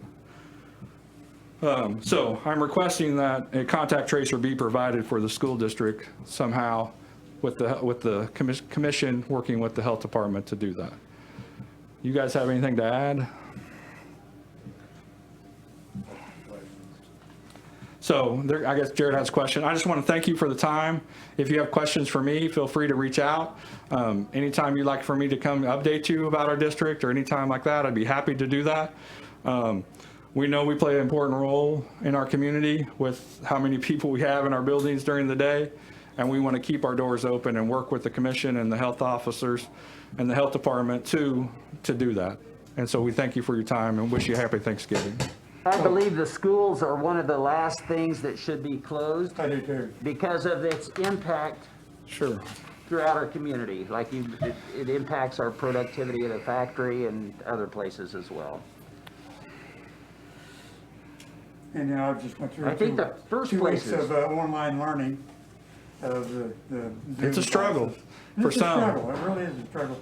I don't know what you've seen on impacts to grades have been, but. Yeah, we've done our study inside, in our buildings, and we're seeing at the middle school and high school, it's the majority of students are failing at least one class that are in remote. And typically, it hasn't shown those kids that the ones that are staying home for COVID-related reasons because they have a family member that has a compromised immune system and don't want to bring it home, those kids are doing pretty good. But I think it's the families, in my opinion, and what I've looked at, the ones that don't want their kid to wear a mask, or the kids that have had issues prior and they just don't want to be at school, so they've chosen to stay home. They're not being successful. But it's hard. It's hard to balance it between in class and remote for the staff, because our teachers want to see those kids light up, those aha moments, and it's hard to do that on a computer. But they can see it when they get it sitting there in the classroom. And we want them to be able to come, and we feel like our mitigation protocols are working to the best of our abilities that we have. But we're starting to see numbers grow, and it's a real concern with our staff and to keep our doors open, because if we don't have people to supervise kids, our doors can't be open.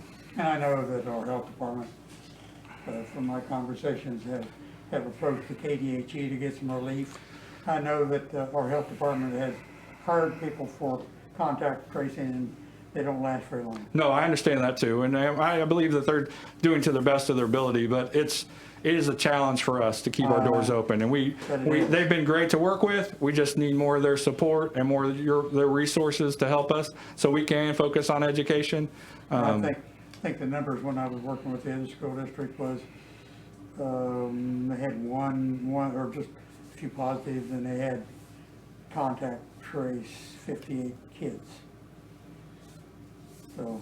Yeah, it's about an average of one. There's about 19 kids that need to be quarantined per one positive case, is what I'm seeing. About 19 kids need to quarantine based on that. So understanding contact tracing is really the key to mitigating risk.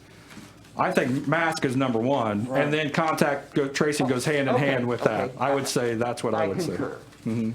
You know, there's a And study. the other part of that mask mandate, it's not me wearing a mask protecting me. It's me wearing a mask protecting someone else. It goes both ways, Lynn. I believe it goes really both does. ways. It cuts it down some. Significantly, if both people are wearing the mask, it reduces the risk substantially.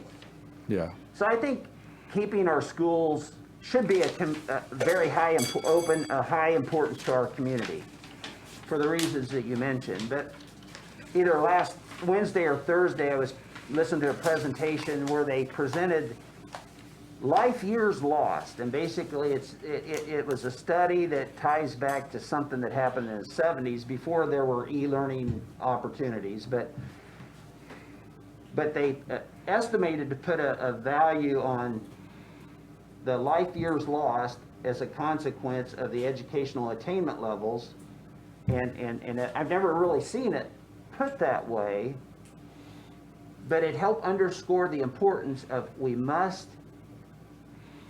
keep our schools, we must do everything we can to not decrease the educational attainment level, which has serious consequences in somebody's lifespan.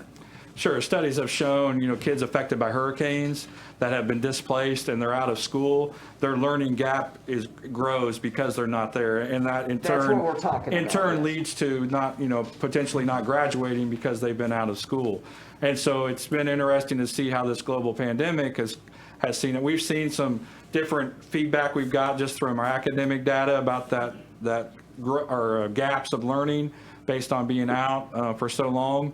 But they're comparing it to like when kids are displaced by a hurricane, and those academic gaps are there, and by not being in the building. And so that's why we know it's best for them to be there. So you mentioned enforcement. We have law enforcement here. Would they want to, I know you've been a lot through this pandemic. We've been at it 312 days now. Is there any comments in support of enforcing, not enforcing? There's two things that I heard them ask. One of them is the enforcement of the mask mandate, and the other one is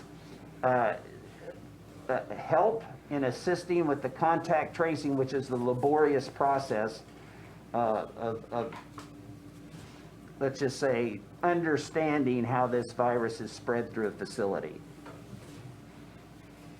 Well, I'll tell you, our hands are tied. I'll switch with you. Being labeled as a cluster is not very good, is it? What? Being labeled as a cluster isn't very good. Yeah, no. Oh, yeah.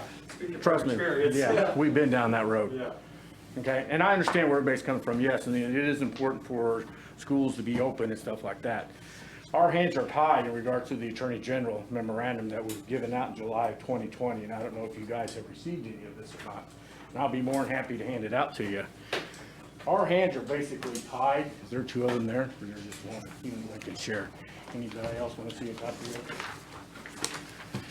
it?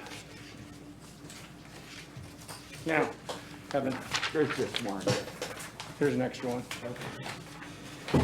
I want everybody to kind of refer to page 2.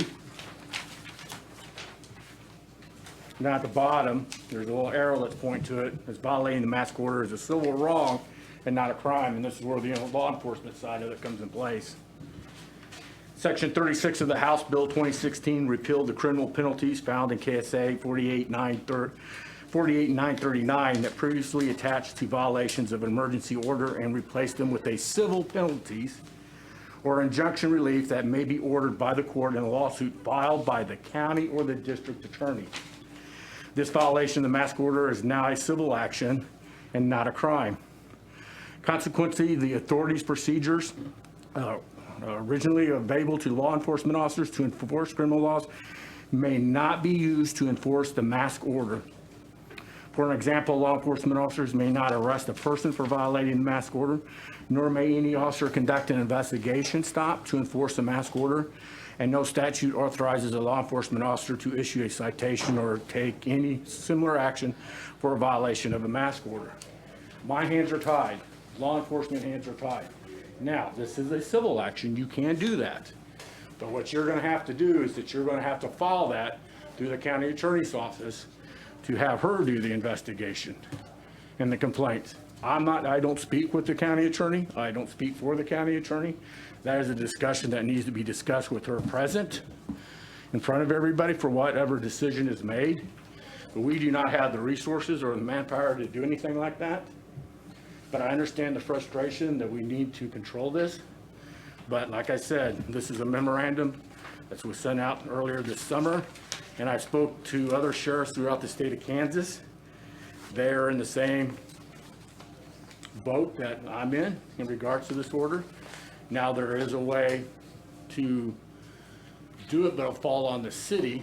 I won't enforce this, but the city, if they want to adopt something and you want to enforce it within the city itself, the city would have to opt into whatever the county does, and then their enforcement by doing the reports and sending it over to the county attorney.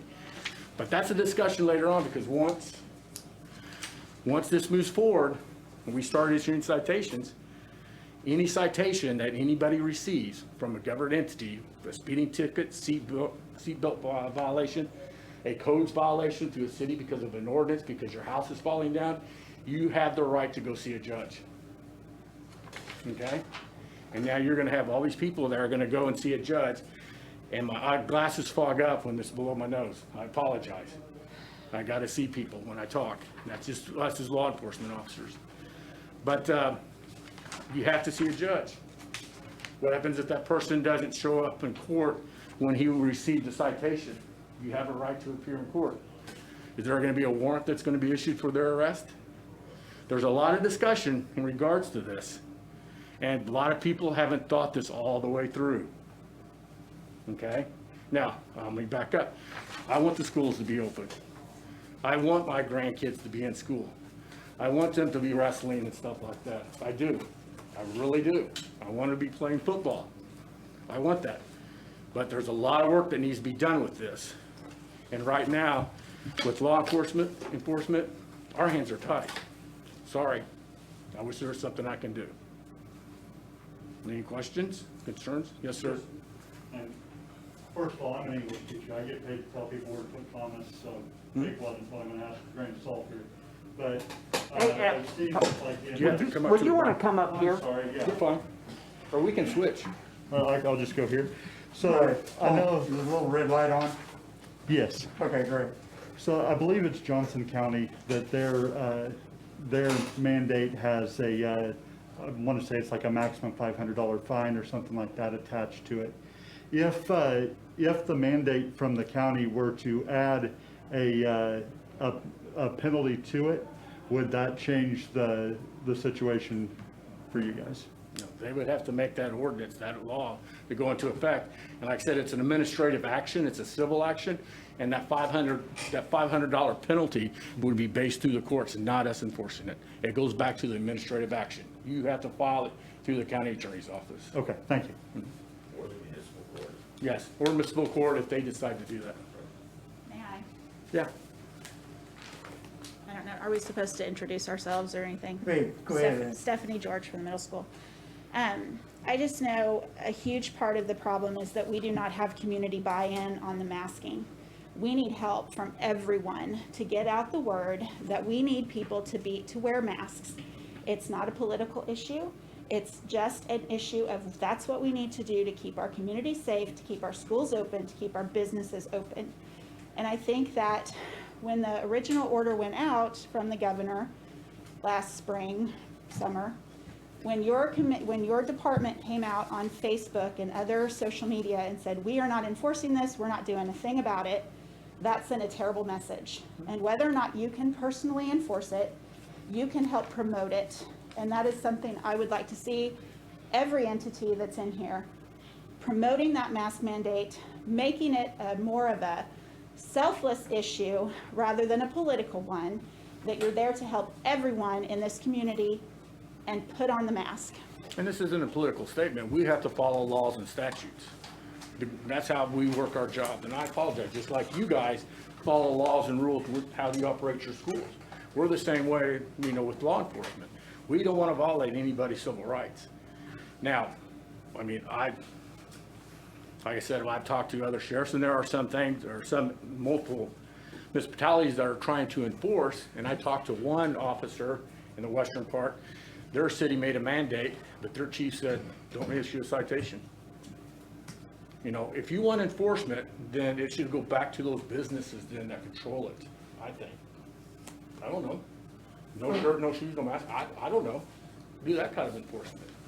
If they have a problem. Then they can call us. And then it becomes a criminal Yeah. because it's trespass. And we don't have to do that because they're wearing masks at school. Sure. And that's why I guess I wanted to come today to talk about, you know, I don't know if you want to call it success, but it's working and we're keeping our doors open, but it's getting tough now. Yeah, and you know, I wish there was a definitive answer to this. I mean, a quick fix to this, and there's no.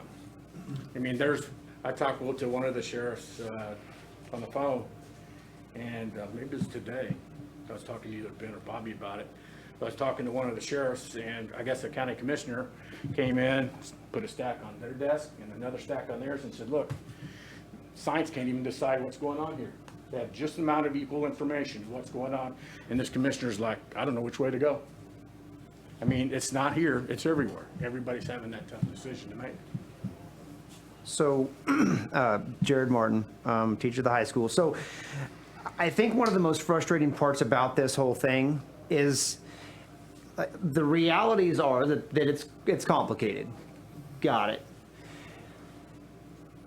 But here we are, how many months? 310 days. Long time. Long time. Bumping up against a year. And what it seems like, perception, which is incredibly powerful, is that the buck just keeps on getting passed. Okay, so when it comes to getting accurate information from our health department, it doesn't happen. Our health department defers to KDHE, KDHE defers to our health department, and nobody's taking any responsibility for the contact tracing that is absolutely needing to be done except for our school district, who is underqualified and overworked, and everybody's going to say that they're overworked at this point in time, but I'm a teacher, and so I teach because that's my job, and I do it to the very best of my ability until I can't, and that is we're rapidly getting to that point. And so the lack of support that is being provided our local school district is creating an issue that it seems that everybody has an opinion about, right? But the amount of misinformation taking place here is it seems to me something that should have been anticipated and addressed a long time ago. So here we are, and everybody's frustrated, but the buck's got to stop someplace. And I think that I'm just going to say this. I think that the vast majority of our teachers just want for somebody to say, hey, the buck stops here, and we're going to do this. Despite a multitude of opinions as to how that's going to impact the public's perception on a particular entity, somebody has to say the buck stops here. So I don't know, I'm not going to tell you how to do your job, but somebody needs to make a decision as to how we're going to move forward as a community, because it's impacting our community.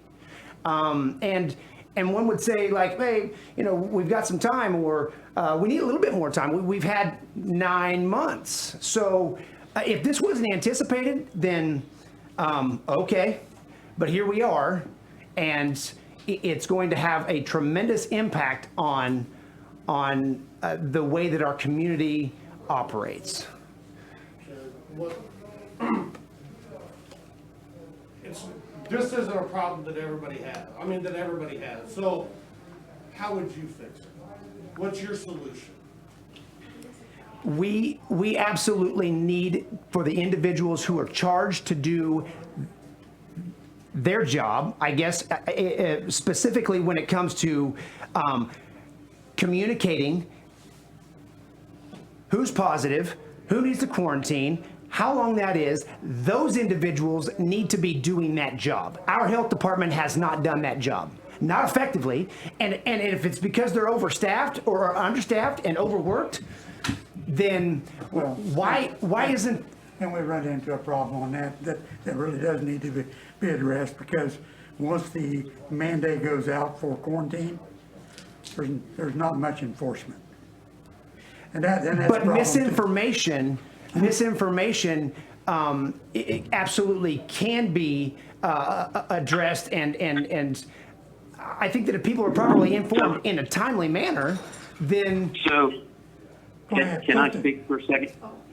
This is Clifton Beth. Yes. He's in that chair. So yeah, the enforcement, as an issue, and as Bill, I think it was Bill, Sheriff Martin speaking, his hands are tied, and et cetera, et cetera. But as far as the misinformation goes, and I'm not going to get in a big political conversation about social media, but that seems to be where everybody gets their information. And I can tell you, Facebook is not a good place to get your information. So what the state is doing with this mask mandate is putting out a PSA, or public service announcement. They've said they're going to spend $1.5 million. They are sending stuff. My understanding, I honestly don't know if it has been sent yet or not, but they are sending information to the public health boards, possibly the counties. I'm not sure on that one. For us to get out, or for our health board to get out to the radio station, to the newspaper, social media, as bad as social media is, in my opinion.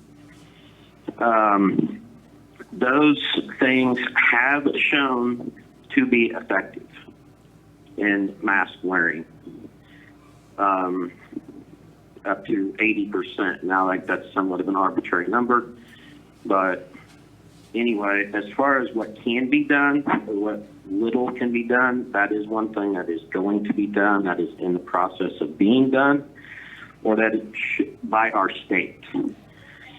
When it comes to contact tracers, as a healthcare worker, I don't know the legality of that, of putting one in the school district, because I don't know the legality when it comes to HIPAA rules. I know in my job, I have to follow those to the letter, and that would absolutely be something the health board or our attorney would have to look into. But in the near term, what should be happening in the near term is public service announcements related to masking and the effectiveness of masks.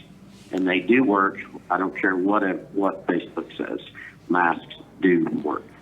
That's all I get. Clifton, in response to your contract tracer in the school, we have a memorandum of understanding with the health department to share information back and forth.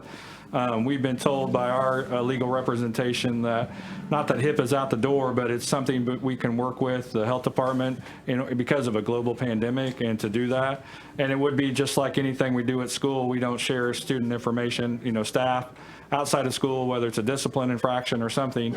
We would operate under that same premise as it relates to contact tracing and that. So we do have an MOU in place with the health department, and we have been sharing information back and forth as it relates to the school, and it's gone very well to be able to protect each other and to communicate that and do that. They just need more help, and we would like to make, with as much as we have to do, that's why we'd like to place someone in the district to do that. So just to let you know, we can do that. According to to our legal representation, we've been told we could do that. Okay. And a little follow-up of Will Walls is not here right at the moment, but he has been in contact with the county attorney's office, and he has had some positive conversations with the county attorney, and I'll follow up on that. I would probably hold off on those comments, because we've also talked to the county attorney yesterday, so I wouldn't say anything else in regards to the county attorney. Any comments that she's made, unless she's here present before the commission, making her statement. I'm not making any comments of what she said. I just said he had a positive conversation with her, Mr. Martin. And I would ask the commission to give permission to one of the commissioners to go up and have a meeting with the county attorney to discuss this mandate. Why don't you just invite her down? Yeah, invite her down and have her speak Well, to that's everybody, not- just like everybody else. Is she in our office today? I don't know. So I think there should be a special meeting or have, get a hold of her, find out what her schedule is. She's in Iola, handling over 100 cases today, first appearances. So like I said, and I kind of believe that everybody wants to know in regards to transparency, what she feels, not behind doors, talking to one commissioner, because him and I communicate, the context can be completely taken out. But that person, like I said earlier, she needs to be here in person, talking to everybody in regards to what the enforcement is or what's your views on it, not through somebody else. I'll just ask, earlier in your guys' meeting, did you guys pass a countywide mandate or? Yes, we anything? did. In support, or we opted We did. in, so We're to in speak? support of the recommendation from the county health board. Okay, that's the first step in my opinion. Yep. So what does that actually mean? That means we're not opting out. We're not opting out. We are not recommending, we are following the governor's mandate. So we opted out earlier, and now we're opting back. No, we never opted out. We were one of the counties that, we were one of the 24. Other counties included Allen County, neighboring counties, and Crawford County. You know, counties like Woodson and Anderson, they opted out. Okay, I thought, I misspoke, I thought we opted out. when we No, we've never opted out. Never opted out. Sorry, if you don't mind, and I didn't introduce myself earlier. I am Brian Palmier. I teach at the high school, and I just don't want to lose the fact that in regards to Mr. Hesslong's request for a contact tracer in the schools, being an administrator is, I mean, I've never been one, but having seen the amount of work they do on a regular year is ridiculous. And speaking with our principal today, she said that it takes about an hour and a half of work to contact trace one person. By the time they come down and check seating charts and actually like look at our rooms and see how far our desks are from each other, and then, you know, that's before they make the phone calls. So there are days that she's not getting out of there till 7 or 8 o'clock at night. And then, of course, she still has all the other schoolwork that she normally would have to do on top of that. And it just doesn't seem like something that a principal or an educator should be having to do, first of all, but also it doesn't seem like something that they should be asked to do from a qualification standpoint. I feel like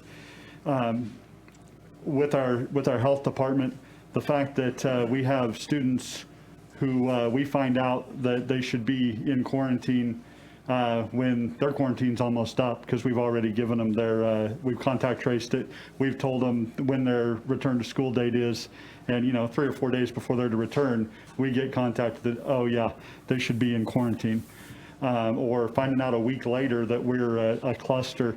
Those things are frustrating to us, because this is a real-time event, and so we need information in a much more timely fashion, and we need to have someone who can help those people who are responsible for doing the contact tracing right now to actually do that.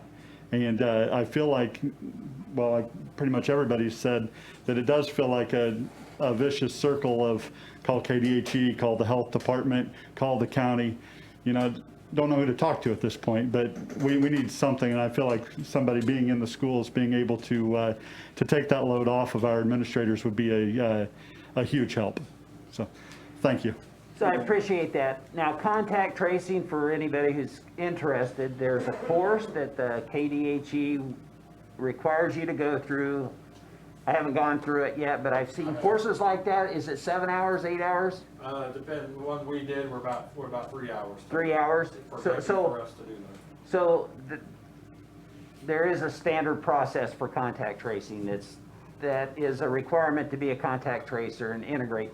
Now, does your contact tracer report directly to EpiTrack, or is there No, the EpiTrack's done at the health department. And Okay. they notify us, and then we start the contact tracing from there. Okay, and it's been my understanding about a month ago, the contact tracing that was done in-house overwhelmed the in-house contact tracers, and this function has been, let's just say, subordinate to KDHE that has reassigned maybe 400 people from other roles in Kansas government and assigned them the contact tracer. And so we did lose some local control of this contact tracing. I still think the best practice is to have somebody at your facility who knows your facility and knows the habits. That's a huge factor in risk mitigation strategy. It's much more effectively done at that level than somebody in Topeka making a few phone calls. I'll tell you that just right now. And I think we're experiencing that with the delay and, it used to be early on, we'd get the test results back about the time we're out of our quarantine. It's been 7-10 days for testing. I will say this contact tracing is kind of a brand new word. They used to call it in health departments, they used to call it surveillance. And it's not that this commission has been not proactive. I think we did a fair amount of looking down the road and looking at worst case scenario. But unfortunately, the proposal that was, let's say, not considered by the commission or not considered, depending on how you look at it, it used the word surveillance, and people couldn't comprehend that word was in context of the disease, not the individual. So, I would say there have been tools, there have been proposals that make this a whole lot easier, a whole lot more automated. I understand it takes a lot of time. My wife is a physician, and whenever she gets a positive case, I can count on that taking 2 hours to chase down somebody, give them the read in what their concerns are and how to navigate the next 24 hours or 38 hours till they get in contact with the health department. It's a clunky process all the way around.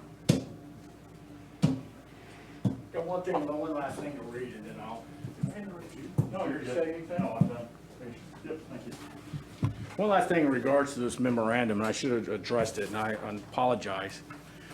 And it's still on that second page, it's in that second paragraph there. It's the county or district attorney, not a law enforcement officer on the street, is the first authority to determine whether any law enforcement action shall commence in any individual circumstances. Enforcement policies and procedures and priorities lie with the county or district attorney, not the law enforcement officer or law enforcement agency.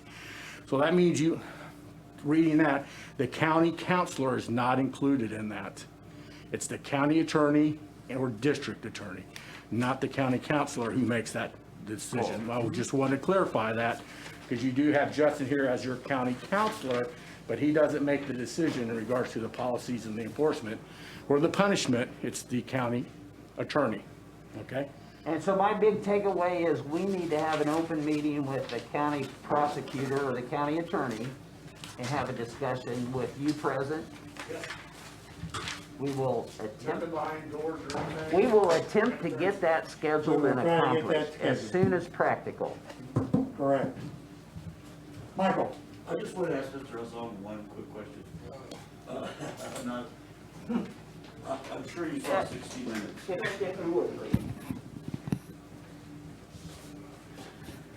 I'm sure you saw 60 Minutes where they had some of the larger school districts in the country, Los Angeles and Tampa. Have we, in the going in and out of remote to face-to-face, back to remote, and then a mix, have we lost any students in your census data? We are down in enrollment. Okay. Well, the last, if you saw Sundays at 60 Minutes, they had a school district that had lost contact with 7,000 students. They went out, looked for them, had people, I don't know if they were similar to the contact tracers or what, looked for them, they had found all but 700. I didn't know if we were at that magnitude that we needed to do that or anything. Okay. Can I speak or not? I do not, would you rather I didn't say anything? I guess I just have some observations on all across the board. When it comes to the learning, I've had a granddaughter in the, at Winfield Scott go home because of quarantine. And when you talk about these guys looking down the road and having foresight and should have known this or that was going to happen, is a bit unfair when I see my granddaughter at home. And so she's supposed to be remote, but she's not remote because she's not with the remote teacher that is doing all the remote, but the teacher at school isn't doing what she would be getting if she was in the building. So when you're looking at foresight, those are also some things you need to look at and do some readjusting, and something that child that does get sent home in quarantine gets the same education and the same attention as if they were in that building. So let's see. I have several things. These guys have always backed what the state said. When it comes to enforcement, the county can't get people to pay their taxes on property. Never mind how you're going to get them to pay a fine if that's where this goes. So the buck did stop with them, and they told you what that was going to be. But then, from what I understand, you guys kind of decided to develop your own plan at one point so that sports people could play.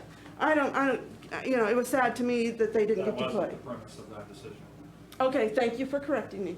But, so then you guys kind of implemented your own plan, and now you want them to come and give you more resources, or somebody to give you more resources. Was this an idea, when you applied for Sparks Fund, which you applied for a lot of money, you applied for the whole budget of Sparks money that we were going to get. I understand some of the thought behind doing that. But was this on the list? Was a contact tracer paying for a contact tracer on your list? I don't remember. I remember talking with Becky that it would have to come through their resources to do that, because Okay. they have to provide that person, so. Okay. One last, we all have our stories. Had a friend in Kansas City, went to go get tested for COVID in a big Kansas City hospital on the Kansas side, so they have to follow all the Kansas things. The family's sitting here in Fort Scott waiting to get a phone call. You're supposed to go into quarantine. They never asked him who he was in contact with. So when you talk about contact tracers, then writing all these names down, calling all these people, there's gaps at our state level which you guys have no control over. None of us have control over what the state does or what an individual hospital. But it was shocking to us. The family went into self-quarantine, never got a phone call that they were supposed to. Never. I don't know who gets to fix that. But these guys have always stood behind the state's decision. Whether I agreed with it or not, they've always stood there. One of the things that I observed through a lot of this process, I'm talking to the county health department, is they don't get all the numbers. They'll never get all the numbers. There's holes in the system that guarantee that there's not going to be 100% of the numbers coming out. People go get tested elsewhere, we'll never know about it. There won't be no contact tracing on those individuals, whether they're positive or negative. And it's just, that's a fact. So to provide clarity, what Lynn is talking about is whenever somebody is ordered a test, prescribed a test, let's say, and it's coronavirus because it's a contagious test and it's on one of the dreaded disease lists, the ordering of that test, I think, is required to be routed through this EpiTrax or this, supposedly, yes, this nationwide, maybe worldwide database, if you will. But that process, basically the system has become overwhelmed, and only the positives, or maybe like Lynn says, only some of the positives are actually being reported onto this EpiTrax system. Or a lot of times they don't filter down to our local health departments. I know for a fact that I have someone I know very intimately that has to go in for a test before a surgery. It's a possibility that we'll never know what the results of that test is because it's out of county. It's just a So now, sad fact. if that test is positive, then typically you get a call from the provider that prescribed that test, communicating that result of that test and giving some guidance to that individual how to conduct themselves for the next 14 days. Ideally, that should happen. But does it? Just an example where I was at. I had a granddaughter that lives with me that she didn't never test positive, but she was directly exposed. I self-imposed my quarantine. I did the same thing with my daughter. Right. And sorry, this is the last thing that I'll say. I just wanted to make sure that I was clear. First of all, I appreciate the commission opting into the mask mandate. I do feel like that's an important first step. I'm not going to speak for anyone else. I barely can speak for myself, but I don't feel like I don't blame the commission or anyone for a lack of foresight or anything like that. This is a developing, evolving situation, and I think it's very important that we evolve with it. I know that as a district, we have tried to do that. Sometimes it's frustrating trying to do that and having things change on a daily to weekly basis. But my big concern, and the one thing that I wanted to voice, was that it is really frustrating when there is a lack of communication, whether it be because the state isn't communicating with us as far as contact tracing, or the county health department, or whomever. That's a frustration, and it feels like it's a real problem when you have students who are in school who should be quarantined and you're not finding out for 3 or 4 days. That's not the kind of thing that helps you keep your doors open. And so however we can address that, I would appreciate any of that, but I do feel like Mr. Hessong's request for a contact tracer in schools would be a really good step. So thank you for your time. You bet. Thank you. Okay, may I say one more thing? This Sure. is Stephanie George again. I just wanted to say, again, also thank you. We came this morning expecting to have to plead our case for you to do the mask mandate, so thank you for opting in. The spark money that I think we've gotten for the district, a lot of that has gone for, like the thermometers, the fancy, temperature checks, and paying for the enormous amount of subs that we've had. It's a much bigger tab for that. But the contact tracing was never supposed to be our responsibility. That was something that the health department was supposed to provide, so that was not something that was budgeted into the spark money that we have used. We also, none of us are perfect. We're trying the best we can. We got thrown into this overnight. We have had some training, but we're still learning. And I'm sorry if someone's online experience wasn't fantastic, but it is a lot of work. I don't know if people understand it until they see it. But I have remote kids at the same time I'm teaching in person. And so I have kids on Zoom on my screen, and I have kids here. And, we're doing the best we can to deal with both. And we often have, mic issues, or Zoom is down, or we just do the best we can. And when kids go into quarantine, that's a lot of work to go back and put them into Google Classroom and to start, supervising them online. So none of us are perfect, but we are doing the very best we can. And we want our kids to have a great education, and we're hoping to do that. But again, we need help. So please spread the message that we need everyone in the community to mask and social distance and avoid huge crowds.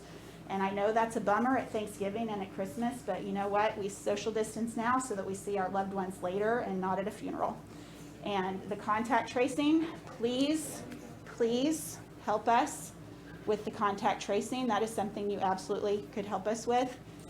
Even if we can't enforce the masks, we can certainly, advocate for them and push that. And if you want to put a huge ad in the paper about wear a mask, that would be fantastic. So anyway, thank you for letting us If come only today. to keep our schools open, that's a very important reason, because of life years lost and educational attainment and all the adverse consequences, the behavioral health side of things that we're going to learn more about as we go through this. There's huge cost associated with going around barefaced. There are. And the other thing that Jeff brought up earlier is we are taxing the ability of our healthcare providers and our hospitals to provide services right now. And this is a nationwide problem, just not something unique to Bourbon County. So let me just clarify. So I sent you all three an email, and I appreciate the responses that I got. I will not apologize for being passionate about my position, because this isn't a knee-jerk reaction. This is as a result of weeks upon weeks of experiences, and I've seen different parts of this. I'm a coach, and so I've seen how it's impacted our kids in a variety of different manners. Let me clarify that the decision to change the rules in the middle of the game was not the teachers. It was the Board of Education. So if you're upset about that, get in line. Are you referring to modified quarantine? To the decision. So the state KDHE had guidance for that, and I believe you followed the guidance, so nobody rewrote the rules to do that. I mean, without the support, we changed our close contact definition without the support of the health department.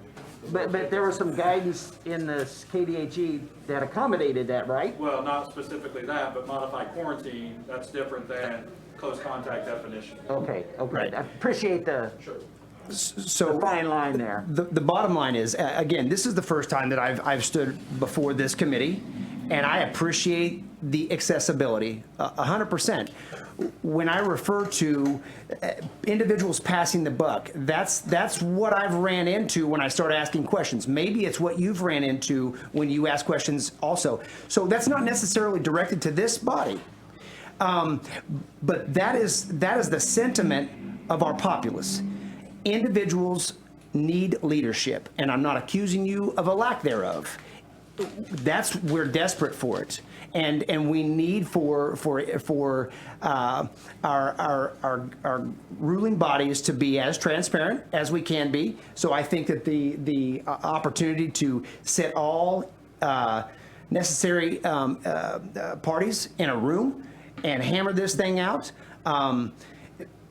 without side conversations, and to be as transparent as possible, so that we have accurate information that's being communicated out to our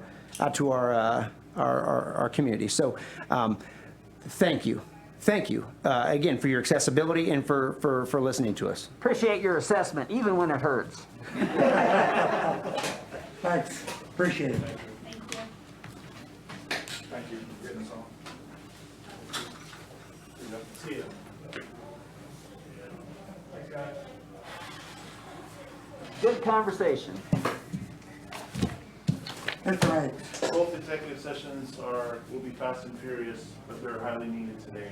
So I need some direction on one issue, and then I've got to inform you of another issue. So either one, I think the executive session for confidential data relating to financial affairs of trade secrets of corporation, partnership, trust, and individual propriety should go first for 10 minutes. I'll give you guys an update on Commissioner Fisher will have some information for us too. So I guess I'm wanting clarification for myself, but also for the audience. Right. It looks like we're going into executive sessions. Are we done today with open business? We don't have any action. No more open, no more action. Do we need to Open make session. action on attempting to schedule an emergency meeting to Well, discuss? we'll just make the call on that. So Do once you we- have information? Once we get the information, we can set up a special meeting.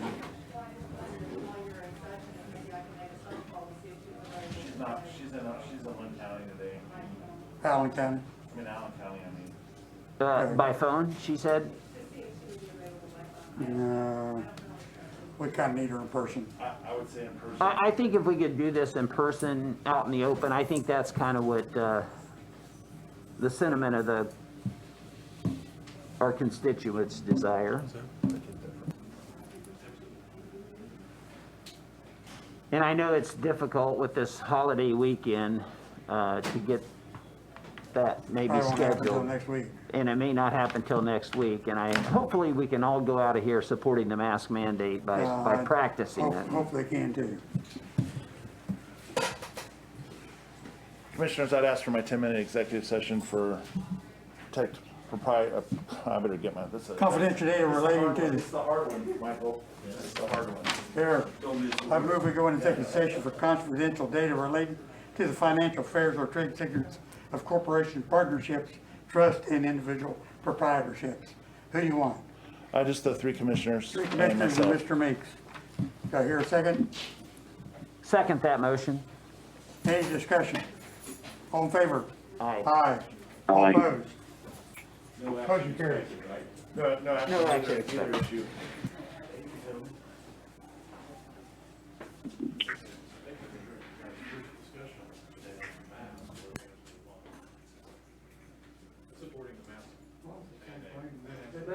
I think it's important to give the impact of the school because it's probably the biggest entity that leads. Justin, are you gonna call me on your phone? Justin, we might have it, I mean, Clifton, we might have it in here, so we're kind of. Yeah, wait here a minute. We'll make sure you're involved when we close the door. Okay, thank you.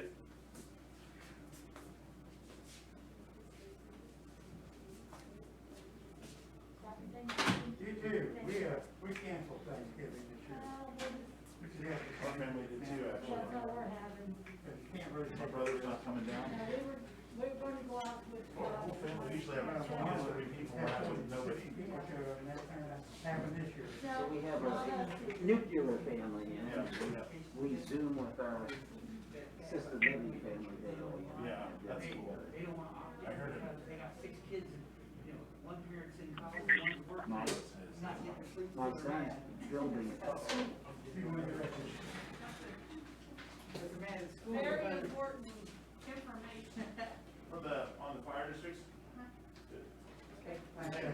But they're mad at the school because their kids ain't in it, you know, they don't want to opt into. I understand. Yeah, that happens. It's not easy.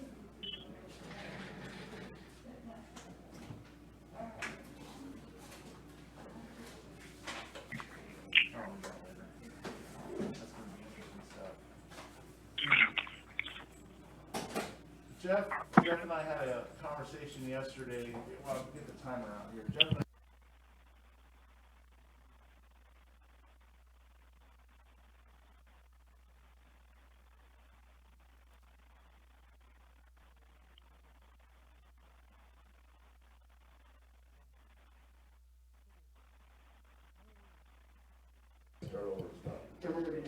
Okay. No action. So are we back live or? Yeah. Now we're back live. How do you tell whether it's back, that red button? This one doesn't. That screen's not that great. Not that, because usually one has the. Commissioner is asked to go into a 5-minute executive session to talk about attorney-client privilege, would be deemed attorney-client privilege under that relationship for 5 minutes with the 3 commissioners and myself. So I move we go into executive session consultation with an attorney for the body or agency, which would be deemed privileged in the attorney-client relationship. Do I hear a second? Second. Any discussion? We're going in for a second for attorney-client privilege. Huh? Not yet. Not yet. Do we get a message? 5 minutes. 5 minutes. And we're ready to vote? We're ready to vote. Aye. Now we need a second. Second. Clifton, second. Clifton, okay, I didn't hear. All in favor? Aye. All opposed? Aye. Motion carries.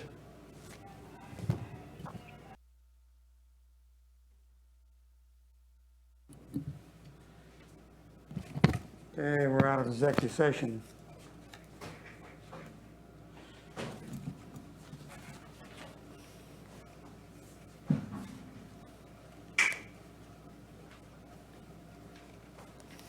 No action.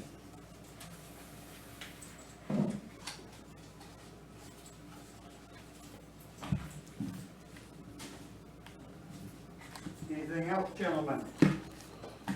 I asked the commission to change some of the policies and procedures that we have in place with our new room.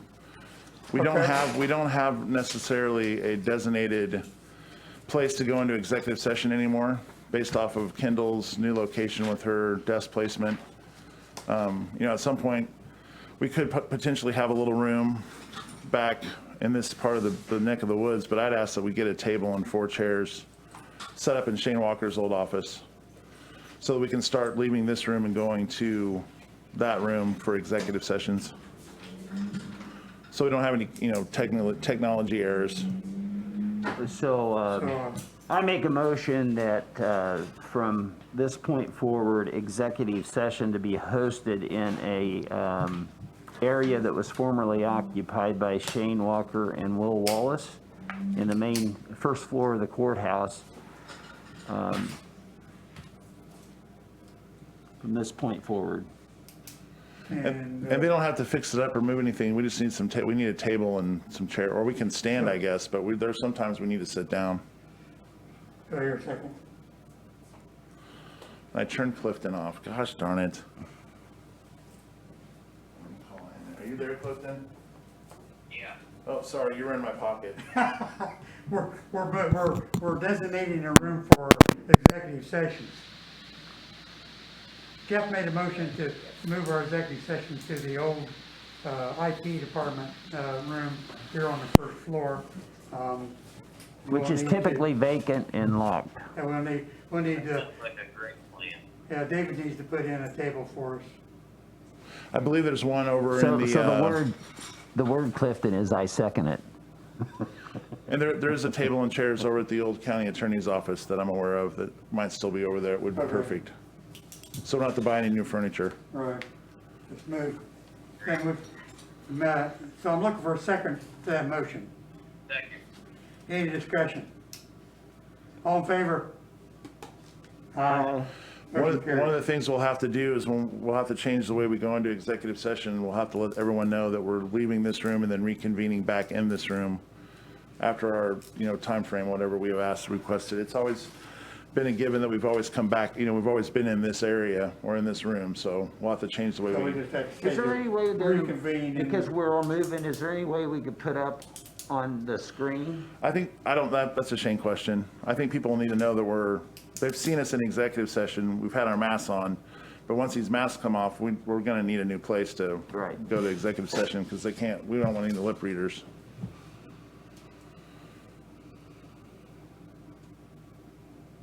So we'll just set it up. All in favor? Aye. Aye. Motion carries.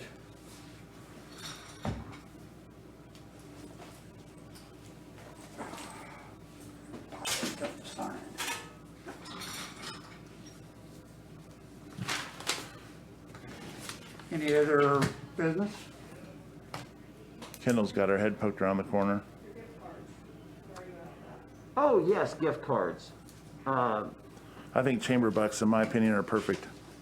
For the record, that's my 2 cents. No, they don't have access to Walmart on the chamber bucks. Well, that's not a bad thing on some levels. I'm just saying, okay? So I think what we indicated in the meeting that we were going to get the information on the chamber bucks and punt it to the department heads to see if that would meet the requirement. Now, did Walmart have gift certificates? They do. They're $25. They don't charge a fee for that. It's Right. like your Visa cards or whatever that you pay a fee so they can use them anywhere in the county. Those are gonna cost you more than Kendall, you need to $25. talk on one of those. Okay.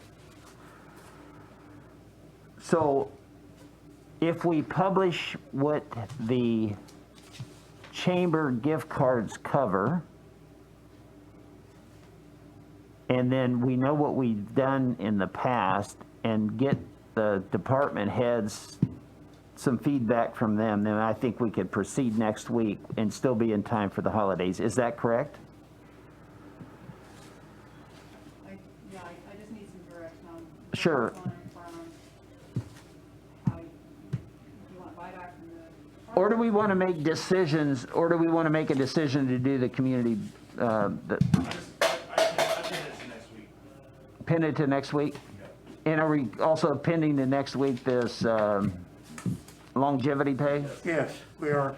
We've asked her to put that back on the agenda next week, yes. Correct.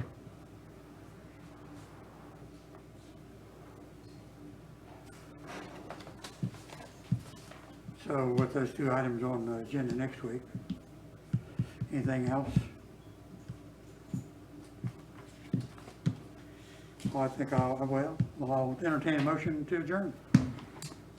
I move that we adjourn. Do I hear a second?